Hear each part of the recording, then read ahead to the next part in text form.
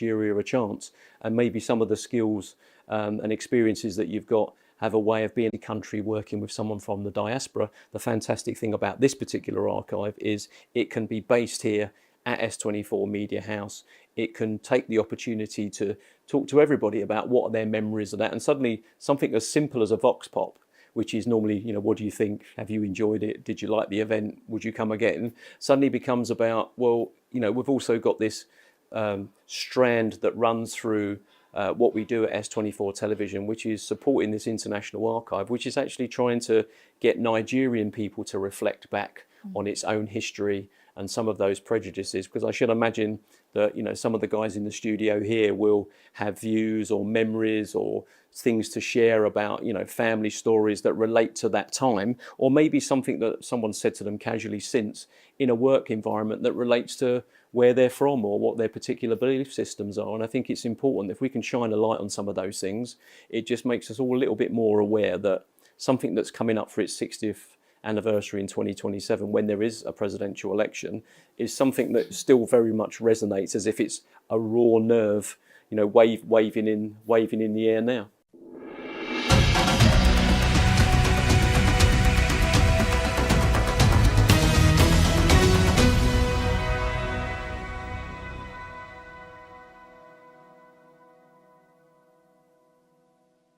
Nearly 1 in 3 basic school teachers, about 33.3%, are not properly qualified to teach.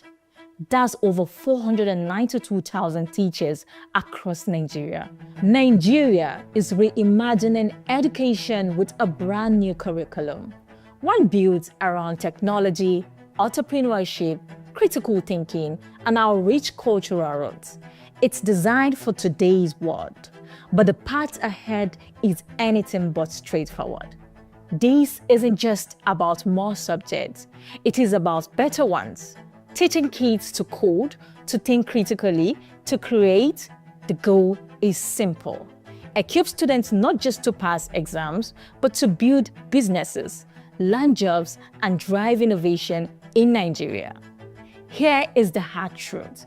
Nearly 1 in 3 basic school teachers, about 33.3%, are not properly qualified to teach. That's over 492,000 teachers across Nigeria. And our classrooms are stretched thin.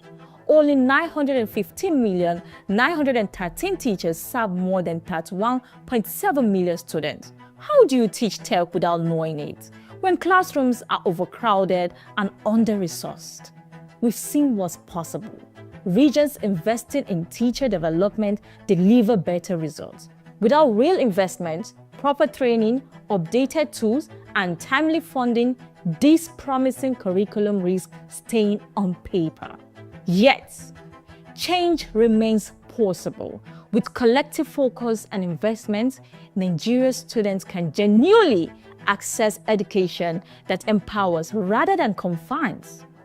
Nigeria's curriculum reboot could be transformative. Now, the question is ours. Will we turn the promise of a brighter education into reality for every child? Please share your opinion with us on our comment section.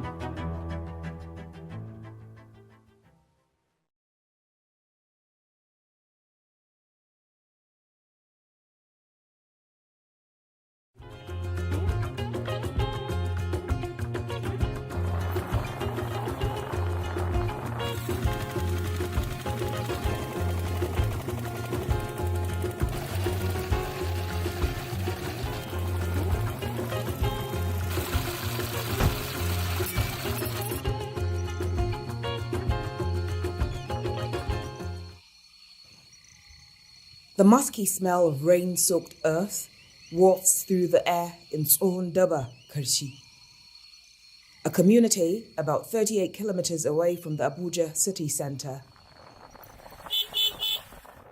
To gaskiya dai tun daga aka bude wannan daba an kai shekara kusan 15, amma ni gaskiya shekaran da na fara zuwa bana shekara 9 kenan daga na fara bin wannan hanya. Lokacin ana biyan 500 har yanzu ya zama ana biyan 2,000 da ake biya yanzu kenan. Wurin da ake kaiwa cikin daji shine gun masu tonon zinare. Su ne suke aikin wannan dajin, da kuma mazauna cikin dajin masu noma, da kuma wanda suke dawowa cikin dajin suna zama a ciki. After 30 minutes on a motorbike, braving bumpy rocks and potholes, we reach a private mining camp. This site is rich with figments of gold and other rare earth materials. In the early hours, the water is fresh and clear. But by noon, it turns brown. Locals say chemicals turn the water this color. Some use mercury, which acts like a magnet to bind flecks of gold from the soil. Zinari ne, ja ne amma to abin da ya sa yanzu kaga ya koma fari ko to mun sa mai chemical ne saboda ya dunkule wuri daya. But the toxic chemicals can seep into natural waterways. Mercury is so toxic it not only pollutes water but also causes organ failure and brain damage. The miners dig up to 9 feet to find soil sediments with gold deposits. Shi wannan aikin na zinari muna tona rami ne, which is muna iya tona rami gaba 11 fiye da haka. Kuma mu yi step, which is muna ce da shi matakala a Hausance, har down. Step na farko, idan ka kai step na farko sai ka kunna fitalanka, sabida me daga nan zuwa down wuri ne wanda duhu ne.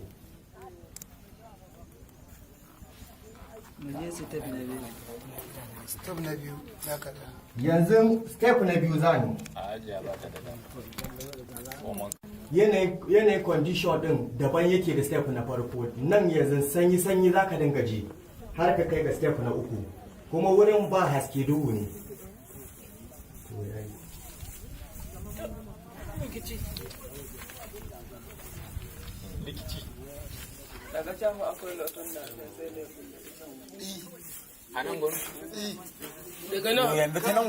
Idan muka kai down din, which is dandani, a haka ma sai mun kare yanka o. Muka yanka o, muka kai ga kiran, wanda in muka sa daga muka katso kaɗan sai mu je mu samfur ɗin shi a taramin samfur mu daka mu duba in akwai zinari sai mu bi shi.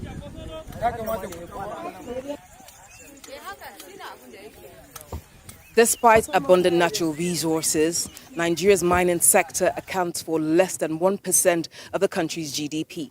There's an estimated 21.37 metric tons of gold deposits across the country in states like Zamfara, Kaduna, Kebbi, Kwara, Osun, Bauchi, and Abuja. The Presidential Artisanal Miners Initiative is intended to help local miners have a better quality of life. But here in Karshi, Abuja, local artisanal miners are not feeling the impact of government. Ai mu kalubale da yanzu guda ɗaya ne, akwai ramukan ma yanzu da sun gagara leburori shiga su, saboda ramuka ne damuna ce sun riga da sun fada, in ba a mai da hankali sukan danna sauran wasu 'yan adam a wajaje. Amma fa duk rami ɗaya yana gaba irin 18-17 haka din nan, sannan ake nemo gol. Farko muna neman gol kowane irin rana, in Allah ya haɗa mu da sa'a za mu iya yin samun giram ɗin da tafi 20 ko kuma ma irin 30 da sauransu haka. Idan kuma wani rana za ka iya samun abin da bai kai wannan ba, za ka iya samun ɗigo. Duk ɗigo ɗaya ana sai da shi kimanin naira 10,000, duk giram ɗaya ana sai da shi kimanin abin da ya kai 100,000. 1% ana sai da shi naira 1,000 ne ake sai da shi. To wannan dai daba ta mu ta ɗanyi ƙasa da sakamakon da cewa an buɗe wani sabon daba. Amma kamar yanzu hakan nan za ka iya samun mutum irin 100-200. In ka je irin sabon daba aka iya samun mutum 500-800 irin sabon daba da aka buɗe kenan. Wanda a daba za ka iya samun ana fitar da irin giram 100-150 haka. A nan ko bai fi a fitar da 10 ba, 20 akan samu, dole kuma can ya rinjaya. Akwai 'yan Nijar, akwai 'yan Chadi, akwai 'yan Kano, akwai 'yan Katsina, akwai 'yan Gombe, akwai 'yan Zamfara. Haka zaman yake kasancewa, ka zo na zo ake cewa ko? Kamar ya kai samun labari cewa ga inda za a je. Wallahi labari in kana da ɗan uwa zai iya kiranka a waya, in kana da abokin arziki zai iya kiranka a waya, wanda kuma Allah ya sa aka buɗe akan idon shi, shine za ga mutane sun haɗu da dama. Kuma kwanaki bayan mun ji akwai irin su 'yan China da suke zuwa ko farin fata. Ka taɓa fuskantar haka ko? Ai ni nan da ni da ɗan China ba ma shiri. Kin san rashin shiri na da ɗan China? Sakamakon nan sai da muka fara yi suka kore mu, suka sa aka kore mu, suka nuna mana ƙarfi da kuɗi kuma haka. Kuma ni da ƙasata suka zo suka yi mu wannan abun, na kyale su abin da suke nema kuma ba su samu ba. Mu ɗin dai da suke kora mu ne nan dai muke gano wannan gol da ake abun nan. To ma wani shekara ne wannan abu ya faru ko yaushe ne wannan abu ya faru? Gaskiya shekarar nan ya daɗe don tunda na fara aikin zinari muna yin wannan mu sha magamar da mu da 'yan Cana. So da su suna yi da mota ne, suna yi da excavator ne, ni ina yi da diga da cofa. To amma a cikin shekarar nan ka taɓa haɗuwa da wani ɗan China ya zo cikin jeji nan? Layi. Ko da cikin gari sun gaya mana wai suna ganin 'yan China suna zuwa. 'Yan China anan suna da kamfani, da nan kamfani ɗinsu ne kuma Allah ya sa dai ba su suke da rabon su ci wannan gol ɗin ba. Mu ne dai muke da rabon mu ci wannan gol ɗin. Nan da kamfanin su ne, asali mu ne a gurin suka zo suka kore mu. Sun zo kuma abin da suke nema ba su cin mai ba. Mu mun fi su dabara da ilimin da za mu gano wannan abin yanda yake. Su yanzu za su iya rufe wannan dutsen, amma ni in na je na ga wannan dutsen zan iya bantalo shi in fito da shi waje. Saboda alamu ne na zinari. To wani basira irin kasan ni kamar ni ko ka nuna ba zan gane ba. To ta yaya ake gane alamomin gold a cikin dutse? Da akwai wani dan turmi da muke kafin mu kai injin ruwa akwai wani dan karamin turmi da muke fitarwa, za mu daka dutsen mu sa ruwa mu wanke a nan muke fara ganin alamunta. Da chemical kuke sawa? Ba ma sa chemical normal, wannan sai ya je inji ake sa chemical, wannan kuma da hannunmu da karamin kwano za mu fitar da ita har ke ma ki gane gold ne wannan.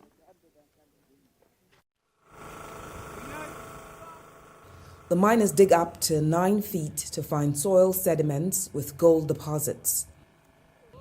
They then move the sand to a sluice box. The sluice box is covered with a carpet to trap the gold and separate it from the less dense soil. As the water runs through the sand, the gold sinks while the lighter materials wash away.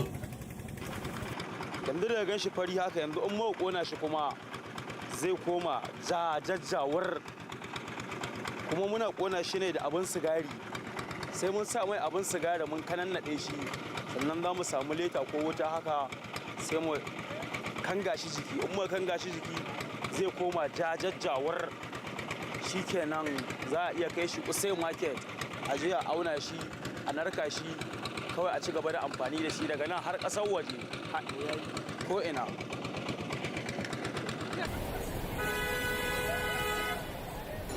Masu kasuwancin shi ba mutumin da za ki shigo a cikin kasuwan nan a ce lalle ga shagon sanan shi yake saidawa. Akwai kamar masu sayan irin na Najeriya, ba wani wurin da za ki nuna a ce ga inda ake saida shi, saboda wanda wasu ma in suka zo in dai ba wanda ya san ka ba ma kai ba ka san sun zo da shi cikin kasuwa, sai su zo su saida su har kansu su ke. Wanda za ka sani he kamar wanda ko ka san shi tun can da, amma wanda baka sani ba baka san harakar shi ba ma he zo gama abin da yake ma baka sani ba.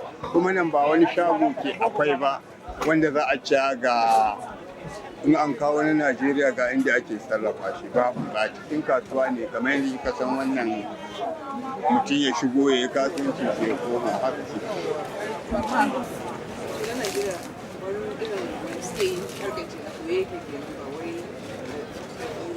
A'a, yake mana ba wai a hili ne ko ina za ka san cewar ga masu yin shi.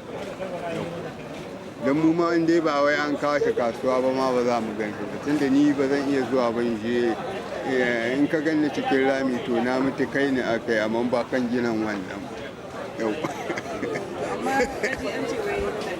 Shi ma yana da daraja gwargwadon nashi tunda shi gold wanda aka tono a ƙasa ba zai zama ɗaya ba da na cikin shago da ake saida, saboda shi he an sha narka shi, an sha sarrafa shi, an hudda dattin da ke ciki kan a kai shi ma wajen inda za a saida. Gani bai huce 155 160 abinda za a sai da gram shi. Kaman gol na Najeriya aikin san ko wanda irin kamar na Dubai da abin ya kawo shi suke, amma musamman wai nan na Najeriya mutum ya saye ya zo ce a kera mai shi, a babu shi, babu sai dai ko wani shugaba ne ko wanda yake ji da kanshi shi zai iya wannan, amma ba wani talaka ko wani dan kasuwa da zai sai irin wannan na Najeriya wai ya zo ya ce wai a narka shi a yi yan kunna da shi ko a yi sarka da shi. Sai dai su wannan yan kasuwa masu zuwa Dubai in suka sayi irin sakon na nan ma wanda suke tafiya da shi a sake kerawa a dawo da shi, to sai dai su suke sai su tafi da shi. Amma babu wai mutum ya ce gol din Najeriya ya tara shi na ya kera shi, ko kuma ga wani wuri da ake wai kasuwancin shi da ka shigo kasuwan nan ka ce ga inda za ka je ka samu, babu.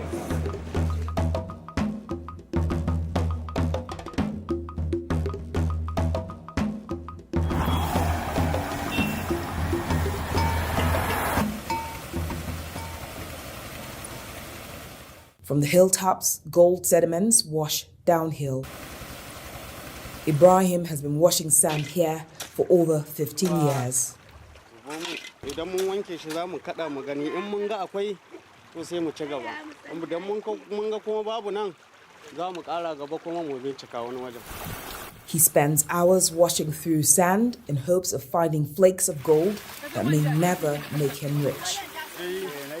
Kin ganta yan maririyar nan? A haka za a tattara su fa. To a hakan za a tattara su har mu je a dan samu abin da aka ci. A gasa ta, idan aka gasa za a samu ko fasan 5 shine 5,000, digo 1 10,000, digo 2 20, gram 1 100.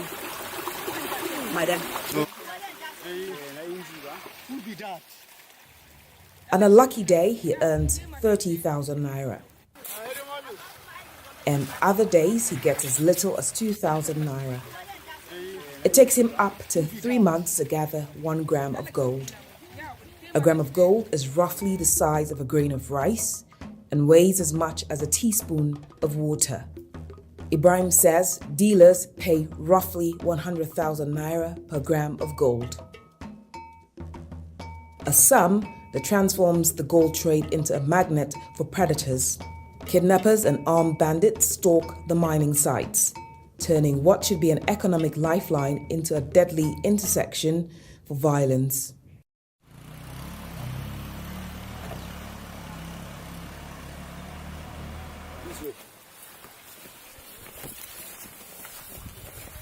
Ni sunana Sani Ishaq, Assistant Special Duty na State Command, Nigerian Forest Security Service. Kuma aikin mu Nigerian Forest Security Service muna kulawa ne da dazukan Najeriya. Yanzu haka da kike gani na mun fito operation daga nan Karshi, command namu na Karshi, kwance ward namu na Karshi, wanda muna answerable to FCT command and AMAC command. Mun fito wannan operation ne muna bin dazuzzukan mu gaba daya, muna dubawa wanda yake wannan yanki na Karshi.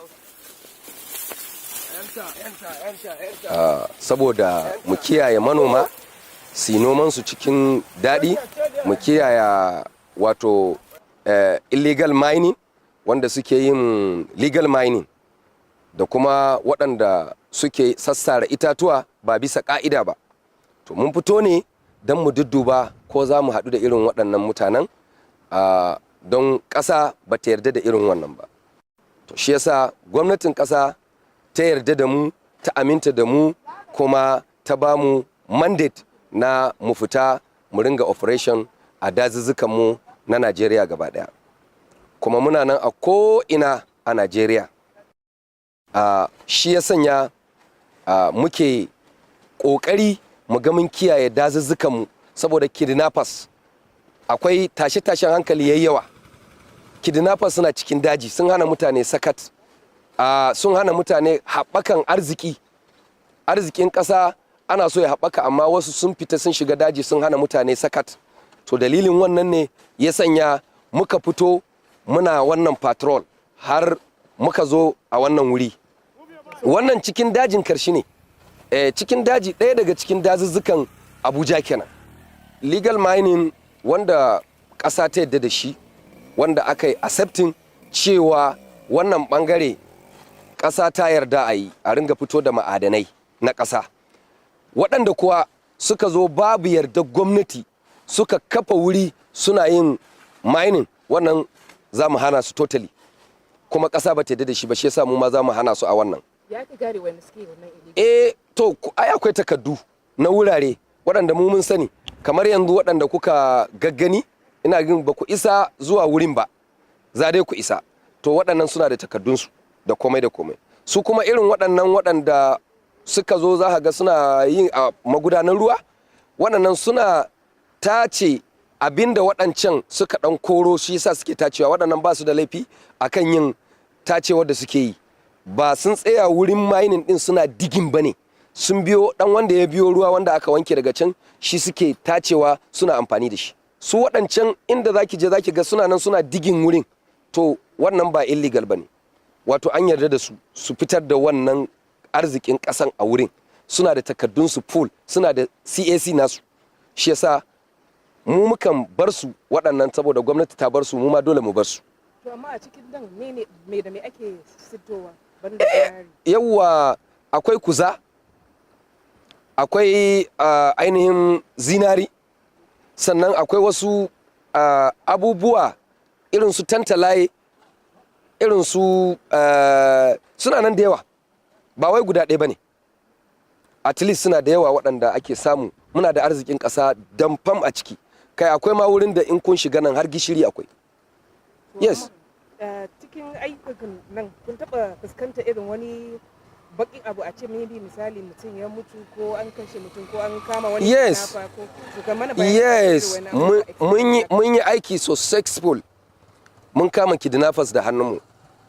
Ai su kansu ko ina suna murna da zuwan wannan kungiya ta mu ta Nigerian Forest Security Service, ba don komai ba, don mun dakale wasu abubuwa daban. Yanzu ga su nan da ba su isa su zo nan ba, zaki ganin su ga sunan suna fitowa yanzu suna ɗiban kayayyaki, suna albarkatun ƙasa, amma da ba su isa ba, manoma ba su isa su zo wannan sashin ba, saboda in kin kula zaki ga duwatsu ne da kuma ainihin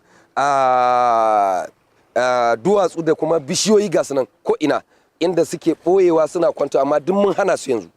Akwai bambantawa, mun haɗa abin da ake ce ma joint task force tare da police da soja da civil defense, muka shigo dajin nan rana ɗaya sanda muka kama kidnappers sun kai 5.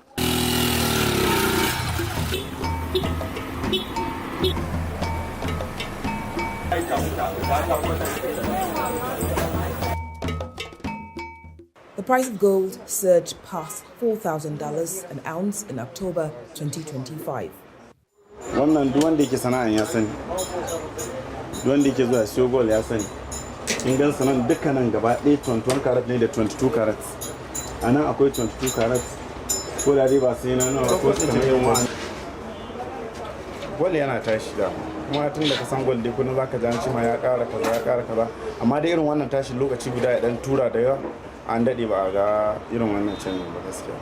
To wai su damu suna cewa in dala ya hau gold ma zai hau, ni haka ne wani lokacin ba, amma gold daban dala daban. Yanzu ai dala ƙasa take. Tunda a last month kin ga ana mun watan da ya wuce ana siyan dala 1,500 and something. Yau fa jiya ban san dai yau da safin ma ko yau da safin ma dalan abin da ake siyan shi anan ma bai kai 500 1,500 bai kai ba. Kin ga ƙasa yake, gold kuma sama yake. To kin ga daga nan mutum zai gane shi ma gold dama zaman kansa yake. Akwai ons din nan dare lokacin da ya tashi to gold ya tashi.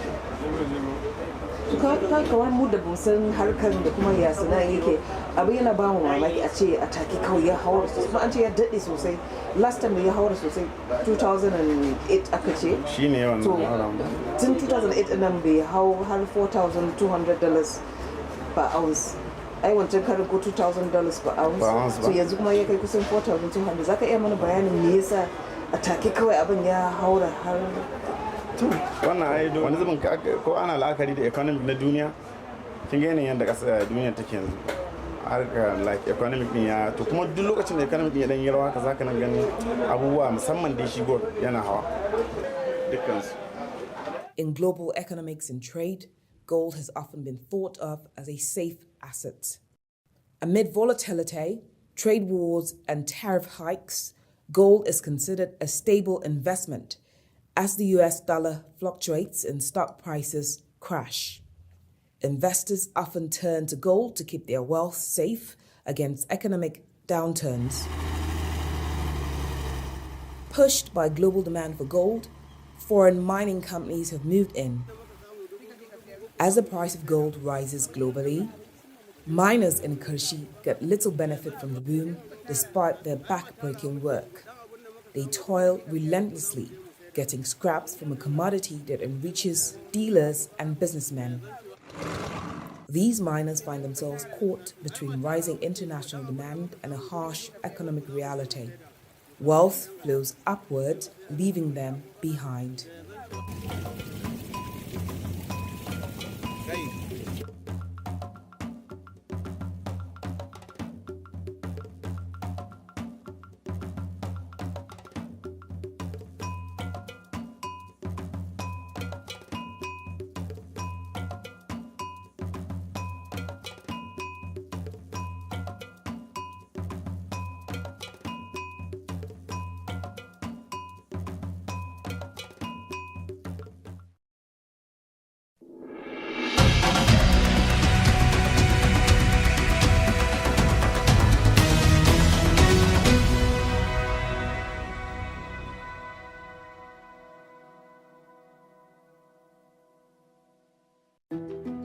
If you're a Nigerian taxpayer, the rules just changed in a big way. Beginning in January 2026, the new tax laws will hit your wallet differently depending on how much you earn and, crucially, how much rent you pay. Gone are the days of consolidated relief and personal relief. These were automatic tax breaks that every worker used to get. From January 2026, Nigeria will instead offer rent relief. This means that 20% of your annual rent can be deducted from the total amount of tax you are supposed to pay. Here's how it works. So far as the 20% of your annual rent is not more than 500,000 naira, you get a 20% deduction from the total amount of tax you pay based on your rent. This tax break does not, however, apply to homeowners. If your rent is 1.5 million naira yearly, you get 300,000 naira in relief. That's 20% of your rent. But if you're paying 3 million naira rent, you still only get the maximum 500,000 relief, not the full 600,000 you might expect. The first 800,000 naira you earn is now completely tax-free, up from previous levels. This tax overhaul is designed to ease the burden on middle and lower income Nigerians while asking the wealthy to contribute more to national coffers. Whether you're celebrating or calculating how much more you'll pay, one thing is certain. Nigerian taxation just got a major makeover. And understanding these changes could save you thousands or cost you, depending on which side of the income divide you're on.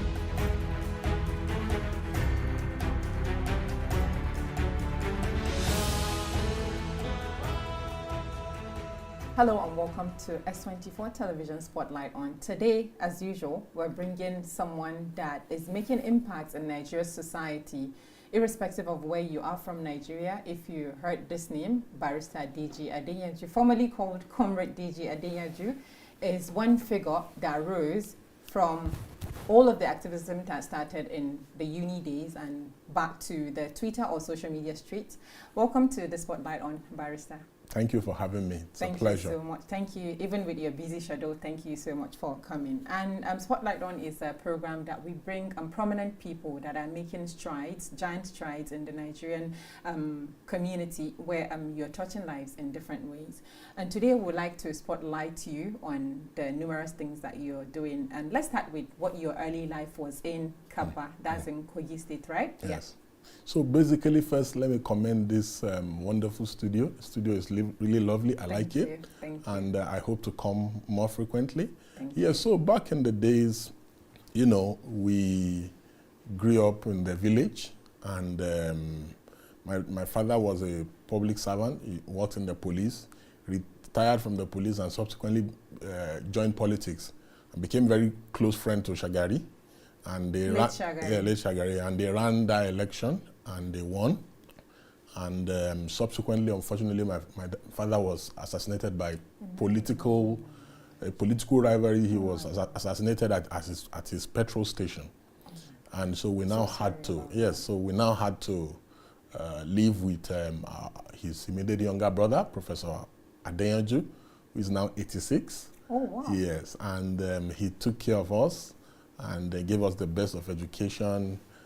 We started, because he became a professor emeritus, and he used to teach at Columbia University in the US, and he now came to ABU, Ahmadu Bello University, as a professor emeritus, and started teaching English at the Department of English in ABU.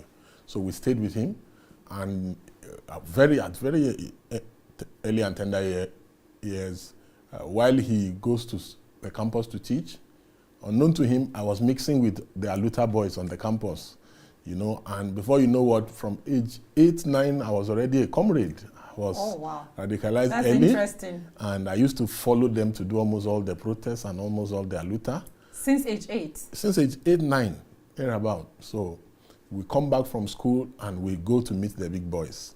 And we interact with them and we hear all kinds of stories. They are going to social school to go and shut down the school. Although we couldn't leave the house, but we contributed ideologically because at very early we had read Karl Marx, Aristotle, Socrates.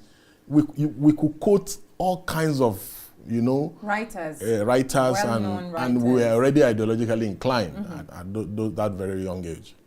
Wow, that's lovely. I'm sure that a lot of people don't know this part of you, and we're bringing it to bear today. Again, thank you for joining us, even with your busy schedule. So we'd like to know, you initially started in mass communication and later read law.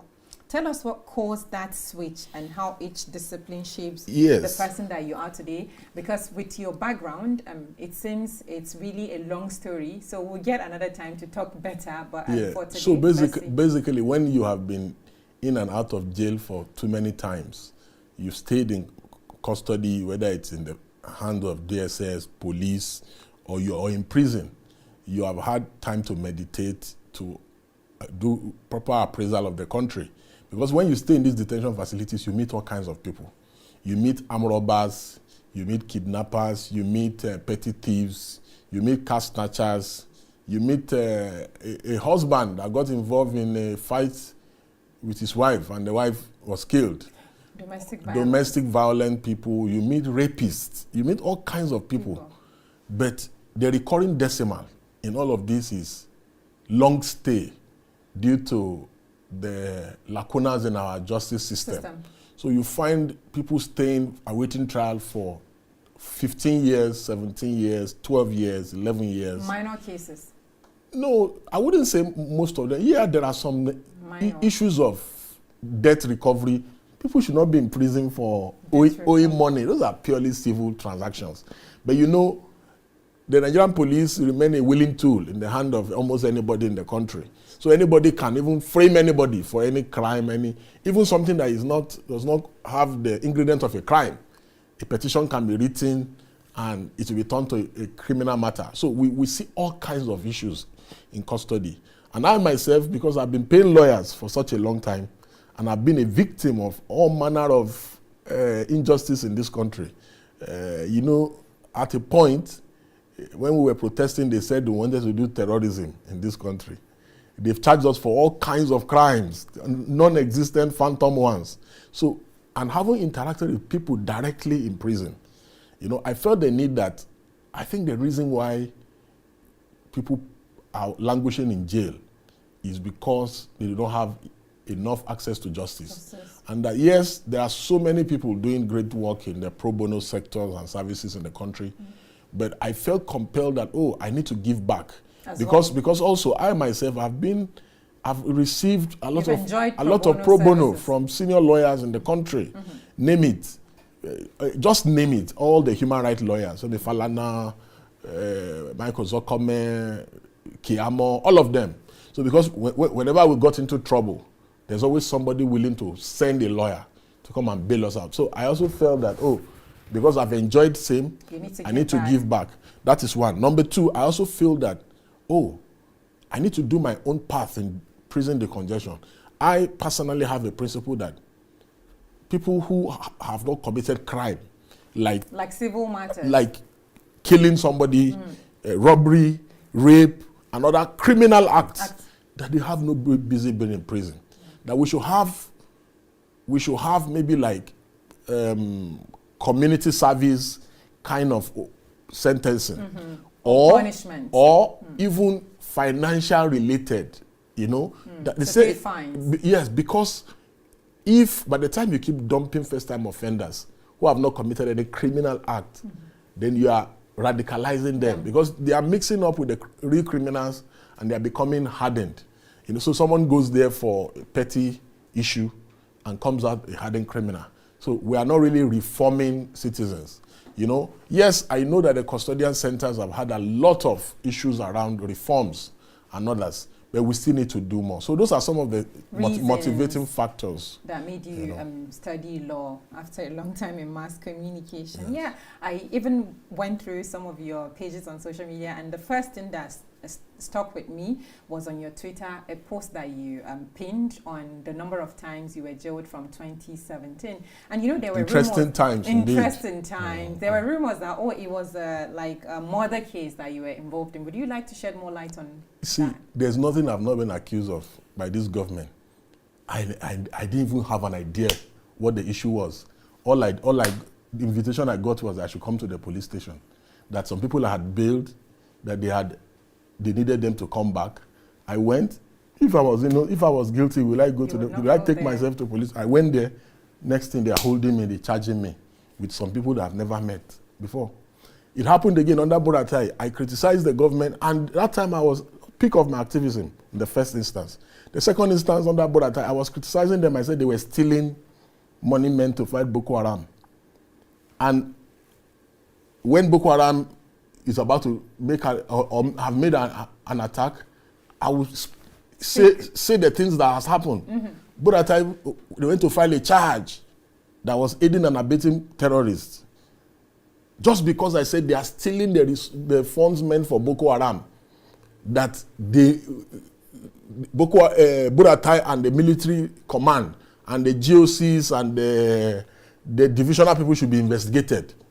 Next thing, they arrested me and said they wanted to charge me for terrorism. So, and all kinds of things. And look at it today.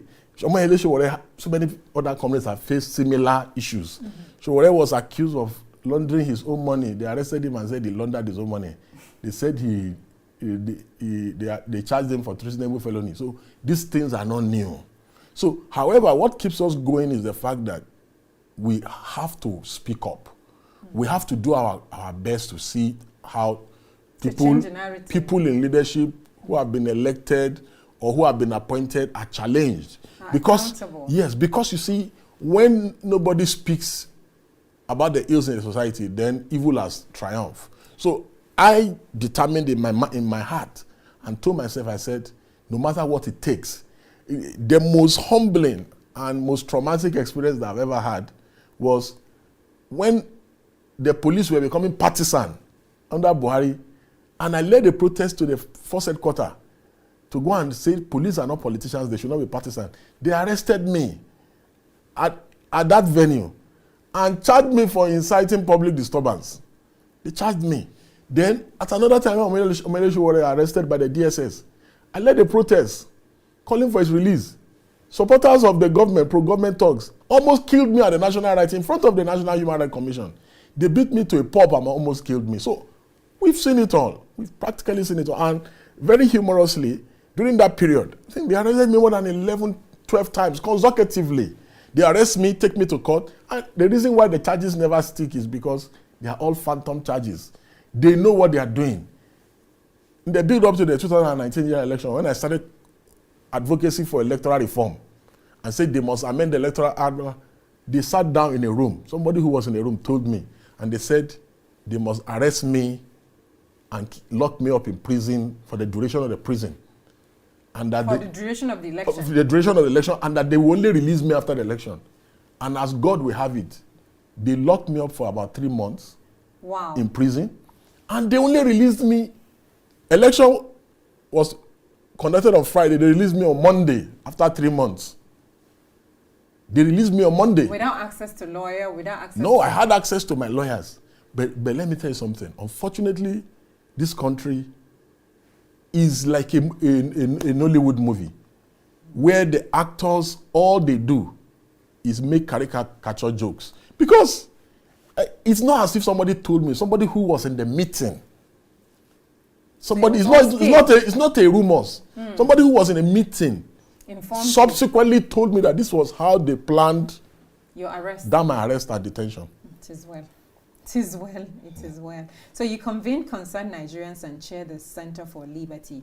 Walk us through the strategic goals of each. Are they complementary or distinct? Yes. Interestingly, I've recused myself from Concerned Nigeria. And I'm even trying to recuse myself from Center for Liberty. And like I've also recused myself from most NGO boards. Why? That I belong, whether domestically or internationally, because I belong to so many, even on the continent. The reason why is because I want to now focus my energy on practice of law so that I'm not distracted. But however, I will continue to provide support, legal and other support to these stakeholders, NGOs.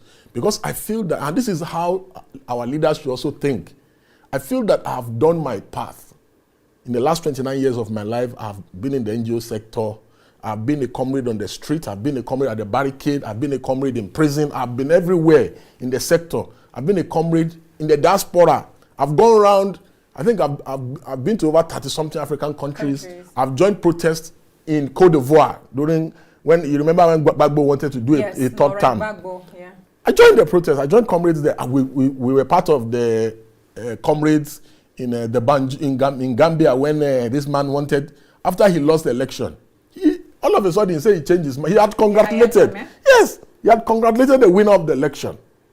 And all of a sudden he said he changed his mind, that he did not lose the election. We went there to go and support comrades. So I feel I've done my path. So you're relieving. Yes, so new leaders are in that field now, leading.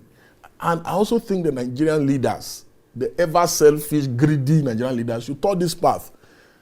There are, unfortunately, in the youth sector, there are people who were youth leaders with me 21 years ago. And they're still youth leaders. They are still youth leaders. If they convene a meeting of youth leaders in Nigeria today, they will still come. You will see them there. They were youth leaders 21 years ago. And they're still youth leaders. And they are still youth leaders today. Is it that you are not growing? You are not making progress? What of the real youth now? Is it a mindset thing, you think? No, I think it's a Nigerian thing. Okay.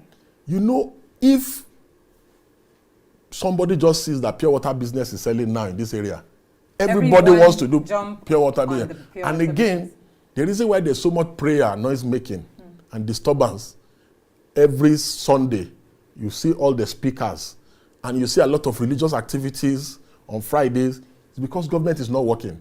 Any nation where government does not work, miracle is the only next available option.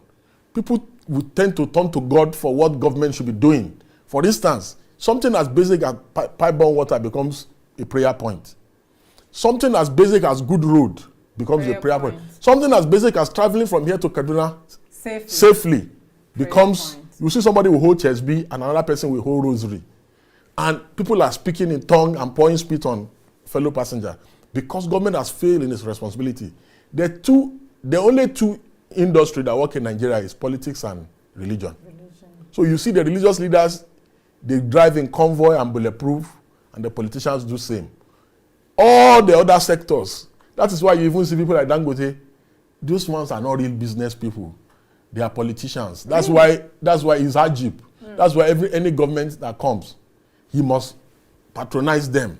They must give him concession. They must do this. Reasons? It's very simple. Listen, have you ever seen any society where it's only politics that pays people? You remember the IBB book launch? Somebody said IBB gathered them in a room and dashed them bank licenses and oil wells. Yes, for real? Somebody said it at a book launch.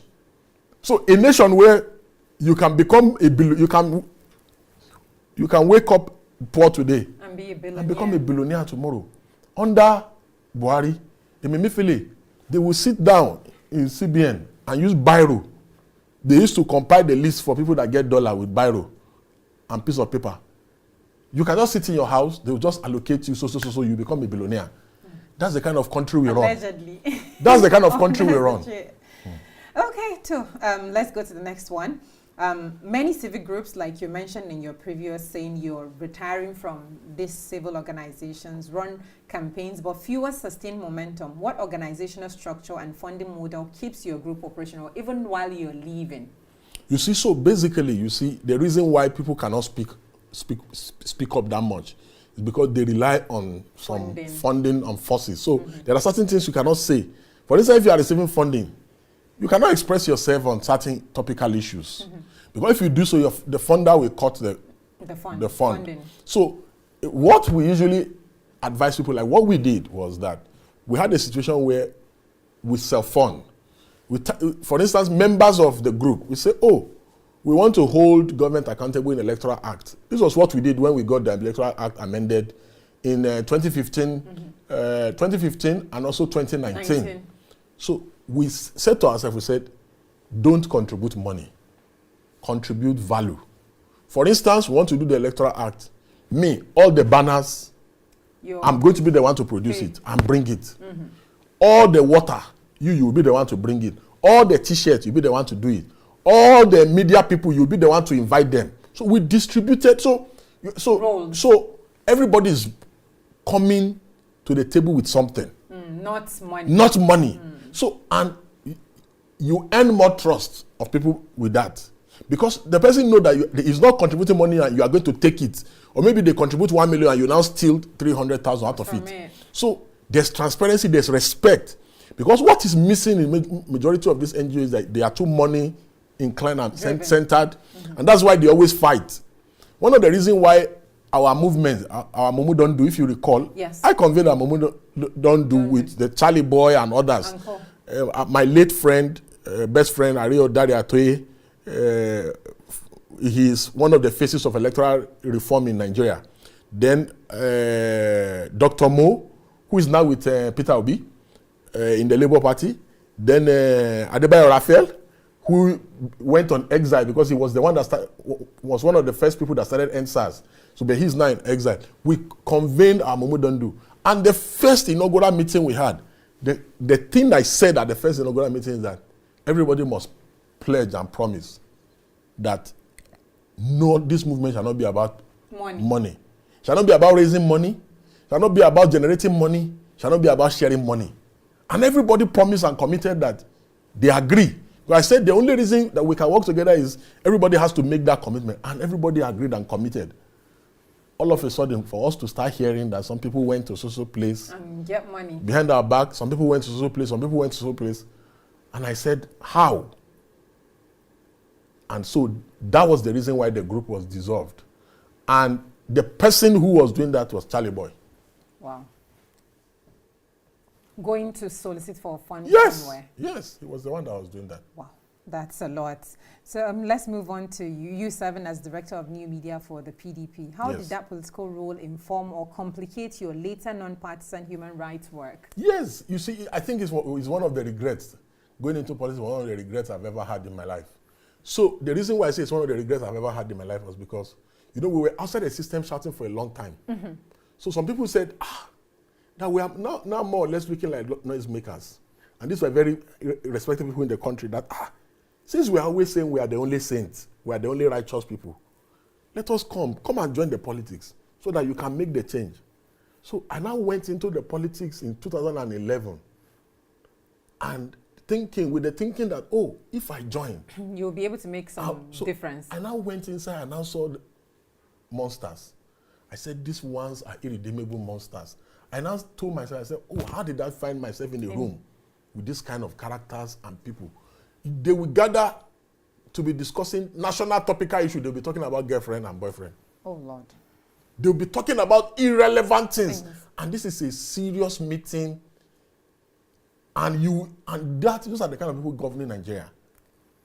And these are not small boys. These are governors. These are important leaders. So I told myself, one day I just sat down and I told myself and advised myself, I said, I think I've made one of the worst decisions of my life. And you see, at that point, it looks so bad that it's like when you've gone 1,000 kilometers in the wrong direction. So you don't want to turn back. So I started convincing myself since 2013 that, oh, I can't turn back. Let me just keep going, hoping that things will change. Things will change, or the journey or I will see a good road and I'll join the good road and I'll start from kilometer zero. But I kept progressing in error. So subsequently, I had to advise myself that, yes, I must take the humble pie and now walk 1,000 kilometers backward. So I just woke up one day and I said, I'm no longer doing it. I'm going back to my turf of activism where I can sleep with my conscience clear that, oh, what I've done is the right thing. That's a lot. That's a bitter pill to swallow. Indeed. For the years that you took. And you see, that still rubs off negatively because on you. Yes, because no matter how you look at it, you say, he once believed in politics, he wanted. But however, the consolation for me is the man by nature is a political animal. You know, that even in our families, we play politics. Of course. Because you have to try and convince your father or your mom or your siblings about something. And all the greatest freedom fighters in the world also became political.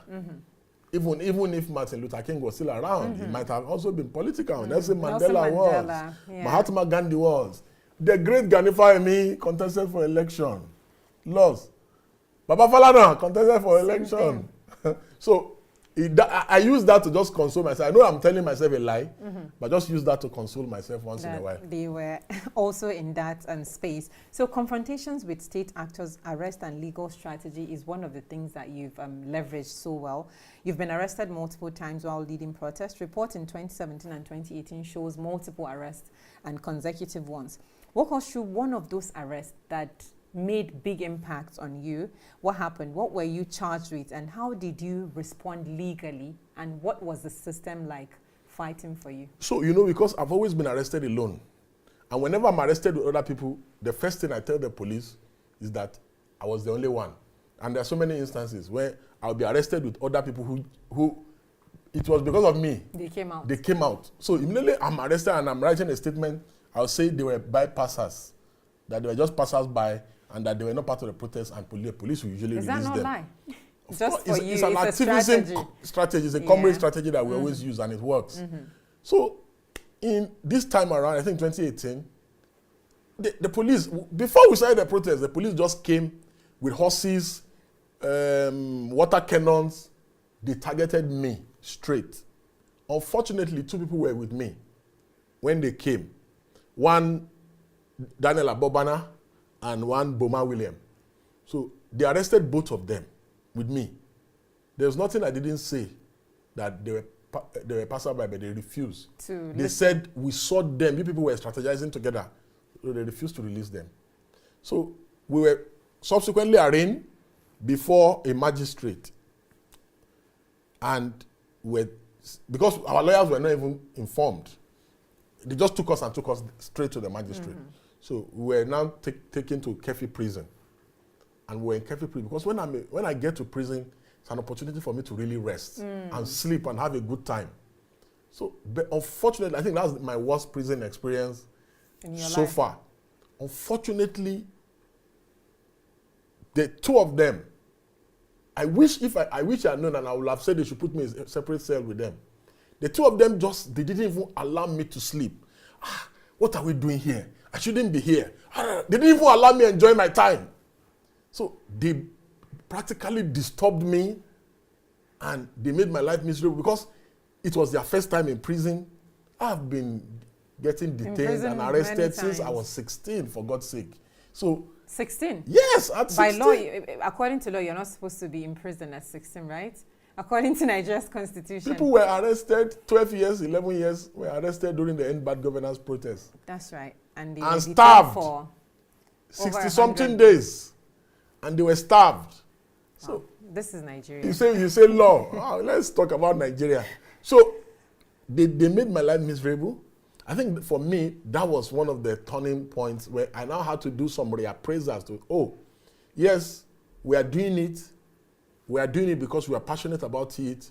I started doing a lot of reappraisals in strategy to say, how do I prevent a reoccurrence when people who do not have not have the resolve we have will not become victims? Because I know for a fact that one of them, his blood pressure spiked, at that point and all that. So I don't want to be held responsible for. If anything happens to me, I can live with that. But for them, I can't live with that. So I told myself, I'm like, gosh, I should have found a way not to bring these people here. Yeah. So those are the only regrets that we have. So, and in terms of looking forward, for me, I believe that the irreducible minimum in a democracy is that we must allow divergence of views. We must allow criticism, we must allow dissent, whether they are comfortable, palatable or not. That because every country is like a temple, and the citizens who are in it are the worshippers in the temple. We must accept everybody's faith, everybody's religion, everybody's belief and mode of practice. Because someone will see A and another person sees Z. So we must accommodate, as leaders, as stakeholders, whether you are in the media space, whatever, we must accommodate divergence of views. That I don't agree with the establishment and I feel that I want to protest. I think my right should be protected for protesting. And that another person, and you see, the only time we notice in this country that there is security is when there is a call for protest. But when it is time to chase armed robbers and bandits, we don't see the security. But we see the security, massive deployment of security. Well, if there's a call for protest today, that's when you know that Nigeria is really Federal Republic of Nigeria. So as a lawyer, I know that you must have seen gaps in how the legal system protects protest rights in Nigeria. What reforms would you prioritize to protect activists like yourself? Yeah, so basically, I think it starts with training of police officers at the police colleges. You see, they need to be made to know that they are the #1 protectors of human rights, especially as regards to freedom of assembly. You see, the freedom of assembly is an inalienable right that even they themselves should enjoy. So it shouldn't just be about, every time we hear these people want to protest, these people are our enemies. Because look at it, we protested just recently for increase in police officers' salary and welfare. At the first headquarters, that was where we protested. And we saw the look on the officers. They were so happy with us, although they couldn't hail us. But they were hailing us with their smile on their faces. So, and that because you are in government today does not mean you will not be out of government tomorrow. Look at all the people that were in power with Buhari. Today, Malami is crying now that, they've imported thugs from into KB, that they attacked him. El-Rufai is crying today. El-Rufai, who was jailing protesters, he jailed critics. One of his major critics and that of Buhari, that the attack disappeared in Kaduna. Till today, he cannot be found. El-Rufai is the one claiming to be a victim today. El-Rufai wanted to hold meeting of ADC. They attacked the venue. This is why people in power and in government need to realize that there's more to power. Power for power's sake is useless. Power is transient. Yes, if it is not used to defend the vulnerable in the society, the weak, women, youths, children, these are the people that power is meant to protect. Power in this part of the world is used to protect the powerful and the rich, and to provide more convoys. Unfortunately, that's the and obvious. to provide more convoys for people who already have private jets. That is not real power. Real power is used to protect the vulnerables in the society.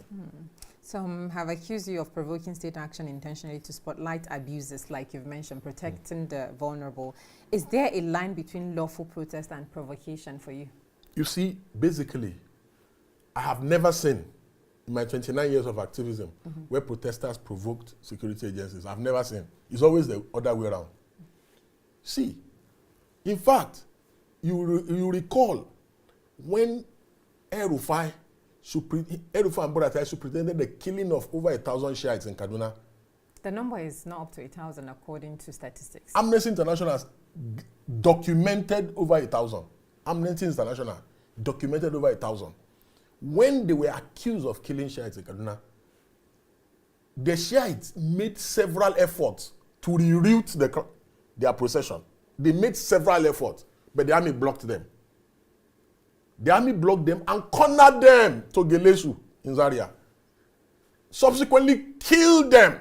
Because even during time of war, the Geneva Convention forbids that you use maximum force. Not only did the army kill them during that march, the army later went at night to further kill and bomb Gelesu.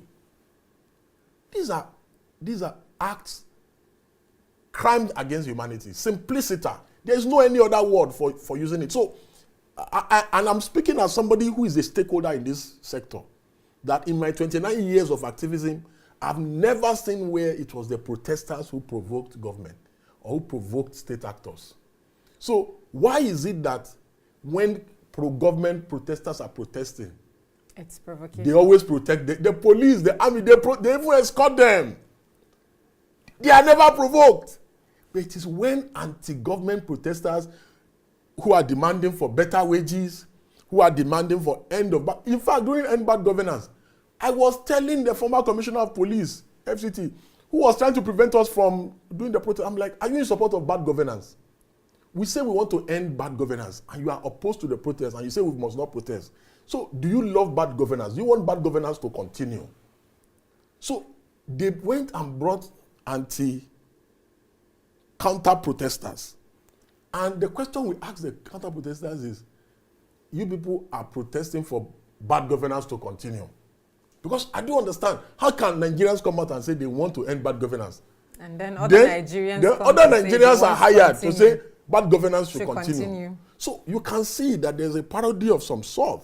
It's an irony indeed, that as a nation, the government and the system is already programmed, is rigged to antagonize freedom of assembly and protest.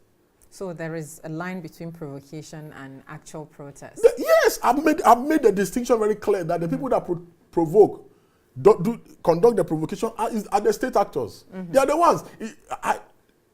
The case in reference between the Shiite and the Nigerian army, all the atrocities committed, even Amnesty International they went further to get satellite imagery of how the massacre was done after the event, during the procession, and in the night when the army came back to look for people and kill people. All the documentary evidence are online. Yes, and it is the state actors that carried out all this.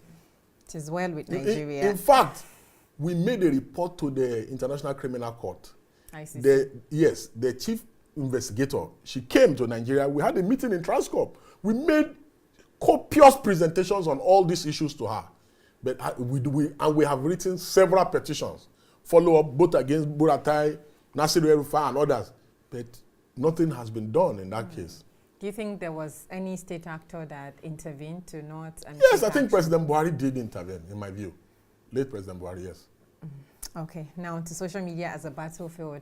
X, formerly Twitter, is like your compound because I see a lot of tweet there. You're very active on X, and in what ways do you manage the tension between blunt, viral message and the legal risk of defamation or incitement that are sometimes leveled against you?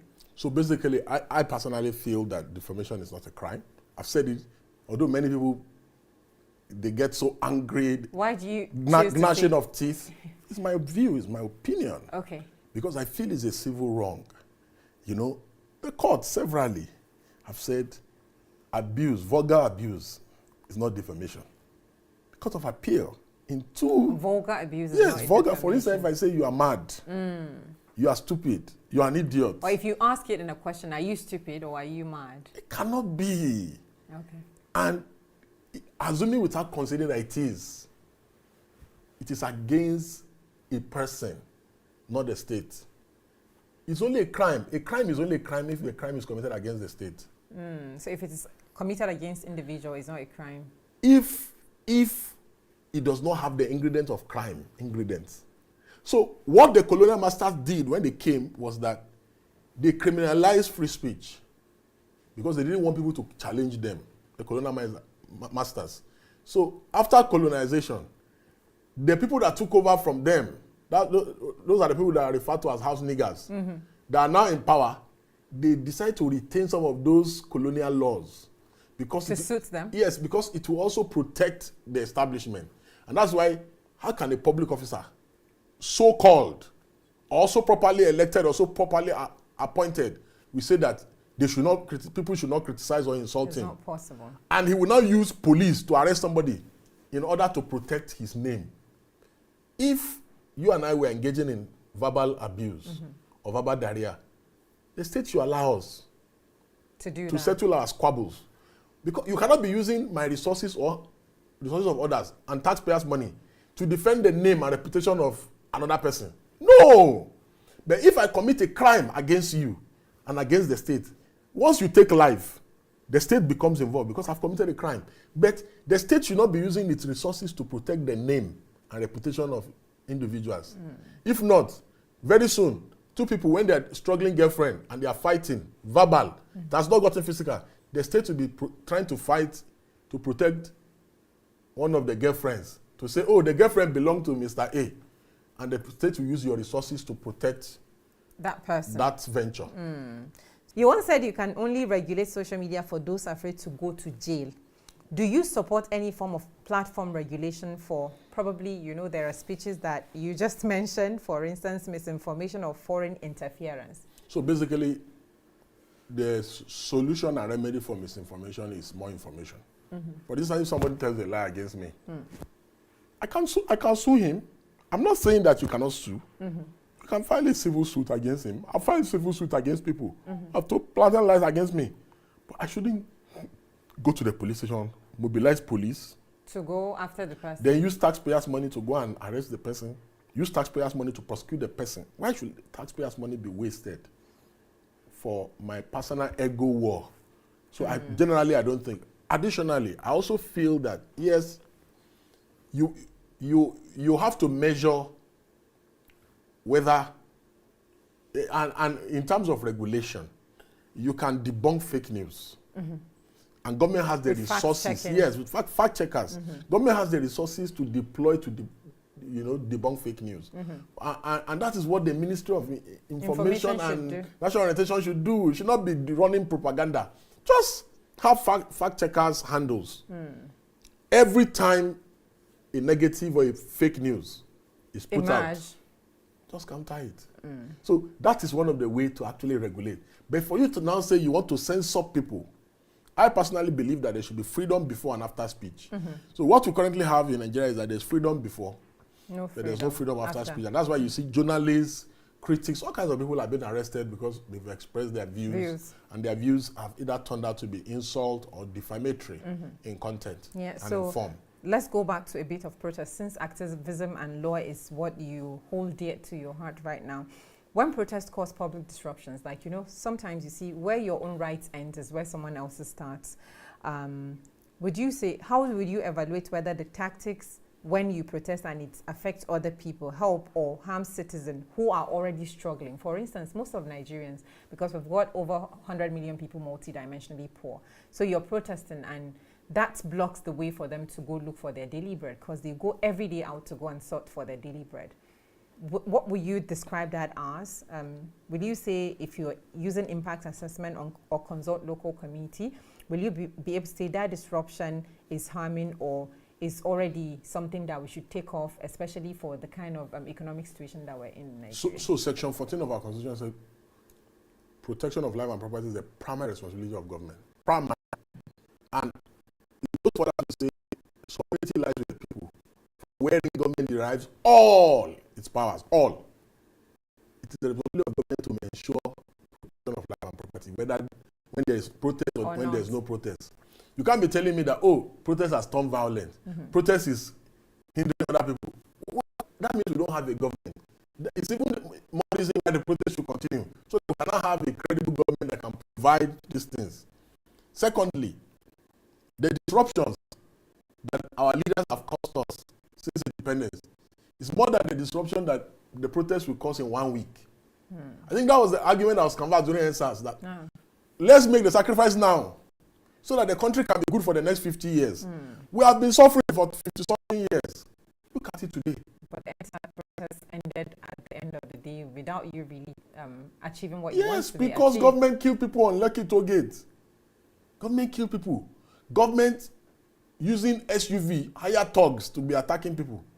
We were attacked at the Central Bank. We attack here. We attack at Unity Fountain. We attack in Eagle Square. Comrades were attacking Alausa in Lagos. Comrades were attacking Bega in Lagos. This idea of killing protesters by state and non-state actors is the reason why protests are bad. They are the ones that cause the violence in protests. So what reforms do you see as most urgent for Nigeria's democracy in the next 5 years? We need to make corruption a capital offense. A capital offense? Yes. So, like it is done in China. Yeah. You see, many people who are walking the street today in Nigeria should not be walking the street. Especially all these politicians. A situation where one person will steal 100 and something billion naira and he will turn 20 billion or 10 billion and he continues life. That's what they call plea bargain, I suppose. So, we need, forget about electoral reform, all this reform. We need to make corruption a capital offense. So once we do that, and we now strengthen our judiciary and prosecutorial agencies to limit bias and influence peddling and corruption, then rule of law is likely going to thrive in the country. The reason why there's a breakdown in our country is that there's no general application of rule of law in the country. There are two kinds of laws in Nigeria. Law for the poor and weak, and law for the rich and powerful. And no country can survive or thrive about that. And I can give you a plethora of examples of countries who have done this same thing and it has worked and it has transformed their country. Like? You know, Singapore, Malaysia, several of them. You know, look at Dubai, look at Qatar. So it is doable. All these people that say, and these countries did all these things in less than 50 years. So are we going to change Nigerians to do that? Singaporeans have not changed. It was the same Singaporeans that were doing corruption that stopped. Do you think a leadership style would change a whole narrative? It begins with the leader. Okay. If the leader is not putting his hand in the cookie jar, the ministers will not likely do it because they know that if they do it, they go to jail. The state members will not do it because they know that if they do it, they go to jail. And the first people you need to make an example of your family members and your ministers. If you make an example of, nobody will do it again. See, if you are not stealing, others will not come inside, come and steal. And still, do you believe there are leaders that can do the kind of reform that you Yes, I think Omoyele Sowore can do it, because if Omoyele Sowore should become president, majority of the bad eggs will even run away from the country. Someone would say, or people would say, before people enter the Aso Villa, they are different people. When they get in, they are different people. Do you think Mr. Yele can do that? I think he has the capacity to do it. it. Whether he would do it when he gets there is another thing. But the capacity, if it is the capacity to do it, he does have the capacity to do it. And believe me, until there's consequences for bad behavior will continue. If you were to run for office, under what conditions would you consider it? I won't even run. So I won't consider it. Okay. If you could deliver one message, one powerful message to young Nigerians watching this program in 30 seconds, what would it be? The country belongs to you. We have just seen the Nepalese. They took back their country. No announcement, no jamboree. Nigerians are waiting for somebody to give them mobilization money to go to protest venue. They are waiting for, what do you call this jollof? Party jollof. They are waiting for pure water and bottled water, cold water, snacks. No real youth that wants to change his nation will be waiting for this kind of thing. There were more young Nigerians at the jollof cooking in Lagos than there were during the end bad governance protest. So you can see that this is the reason why the country is bad. So young Nigerians should be ready to take back their country. The people destroying this country are up to 20,000. How many governors do we have in Nigeria? 36. How many ministers do we have in the country? State Assembly. I said the people destroying Nigeria are not up to 20,000. The people that have brought Nigeria to his knees economically, socially, politically, they are up to 20,000. But this is a country of over 250 million people. And we cannot continue to be at the mercy of less than 20,000 people. Yeah, so now to the final part. It's called rapid fire. So it's a simple answer, yes or no, or which one you choose. Democracy or stability? Democracy any day. Protest or petition? Protest any day. Social media or street march? Street march any day. Amnesty for activists who break the law, yes or no? No. Run for office, yes, no, maybe? Never. Why? Okay, most urgent reform, judiciary, police, legislature, one word. Judiciary. Biggest personal risk, jail, defamation suit, physical, one. Jail. Okay, one book every activist should read. I have so many. Just one. Just one. I think Selma. Okay, thank you. Thank you very much. In 2 words, your final parting word. Take back your country. Thank you so much. And that's it on Spotlight On with S24 Television. Many thanks for joining. See you again. We'll be bringing back Mr. DG anytime soon. Bye for now.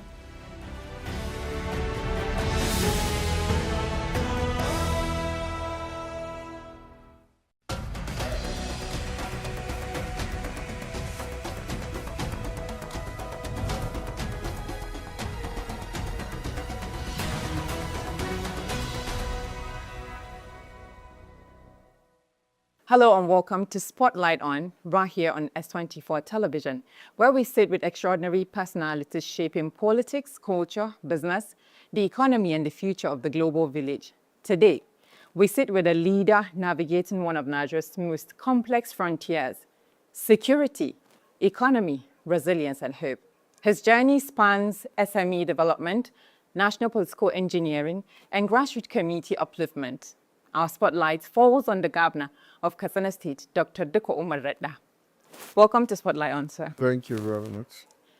Governor, you were a private sector problem solver before public office. When you sit alone with your thoughts, away from the political glare, what personal vision of Katsina's future keeps you awake at night, as is with all of the developmental strides you've been doing for the past 2 years? Yeah, thank you very much for this very wonderful question. And you know, there are so many numerous issues that keeps you awake. But most fundamentally is we need to have, apart from the key problem disturbing the state, which is the insecurity and development, which are all key sectors to manage. But sometimes what keeps me awake at night is attitudinal change of our people. Yeah. Because most of the things any leaders does in this country, there is always a negativity on it. People don't see leaders as trustworthy, and especially the political leaders, because of the long-term assessment and experience of the electorate. It makes it difficult for people to believe them. So this is one of the most difficult moments, because whatever policy you intend to implement, whatever things you want to do, people always see it in another way. They don't see the possibility and they don't believe. So this is the kind of narrative I want to change as a governor of Katsina State, because that is why I'm always awake to make sure that whatever I promise people, I deliver as much as I can. And in situation where I cannot, I will explain to public what are the reasons why I could not be able to meet deliver. all those activities. So these are the kind of issues that really bother me most of the time. You've really mentioned a pressing issue that is a broad spectrum for national development. And because Northern Nigeria is at a crossroad, say, for instance, when it comes to attitude, we need a paradigm shift.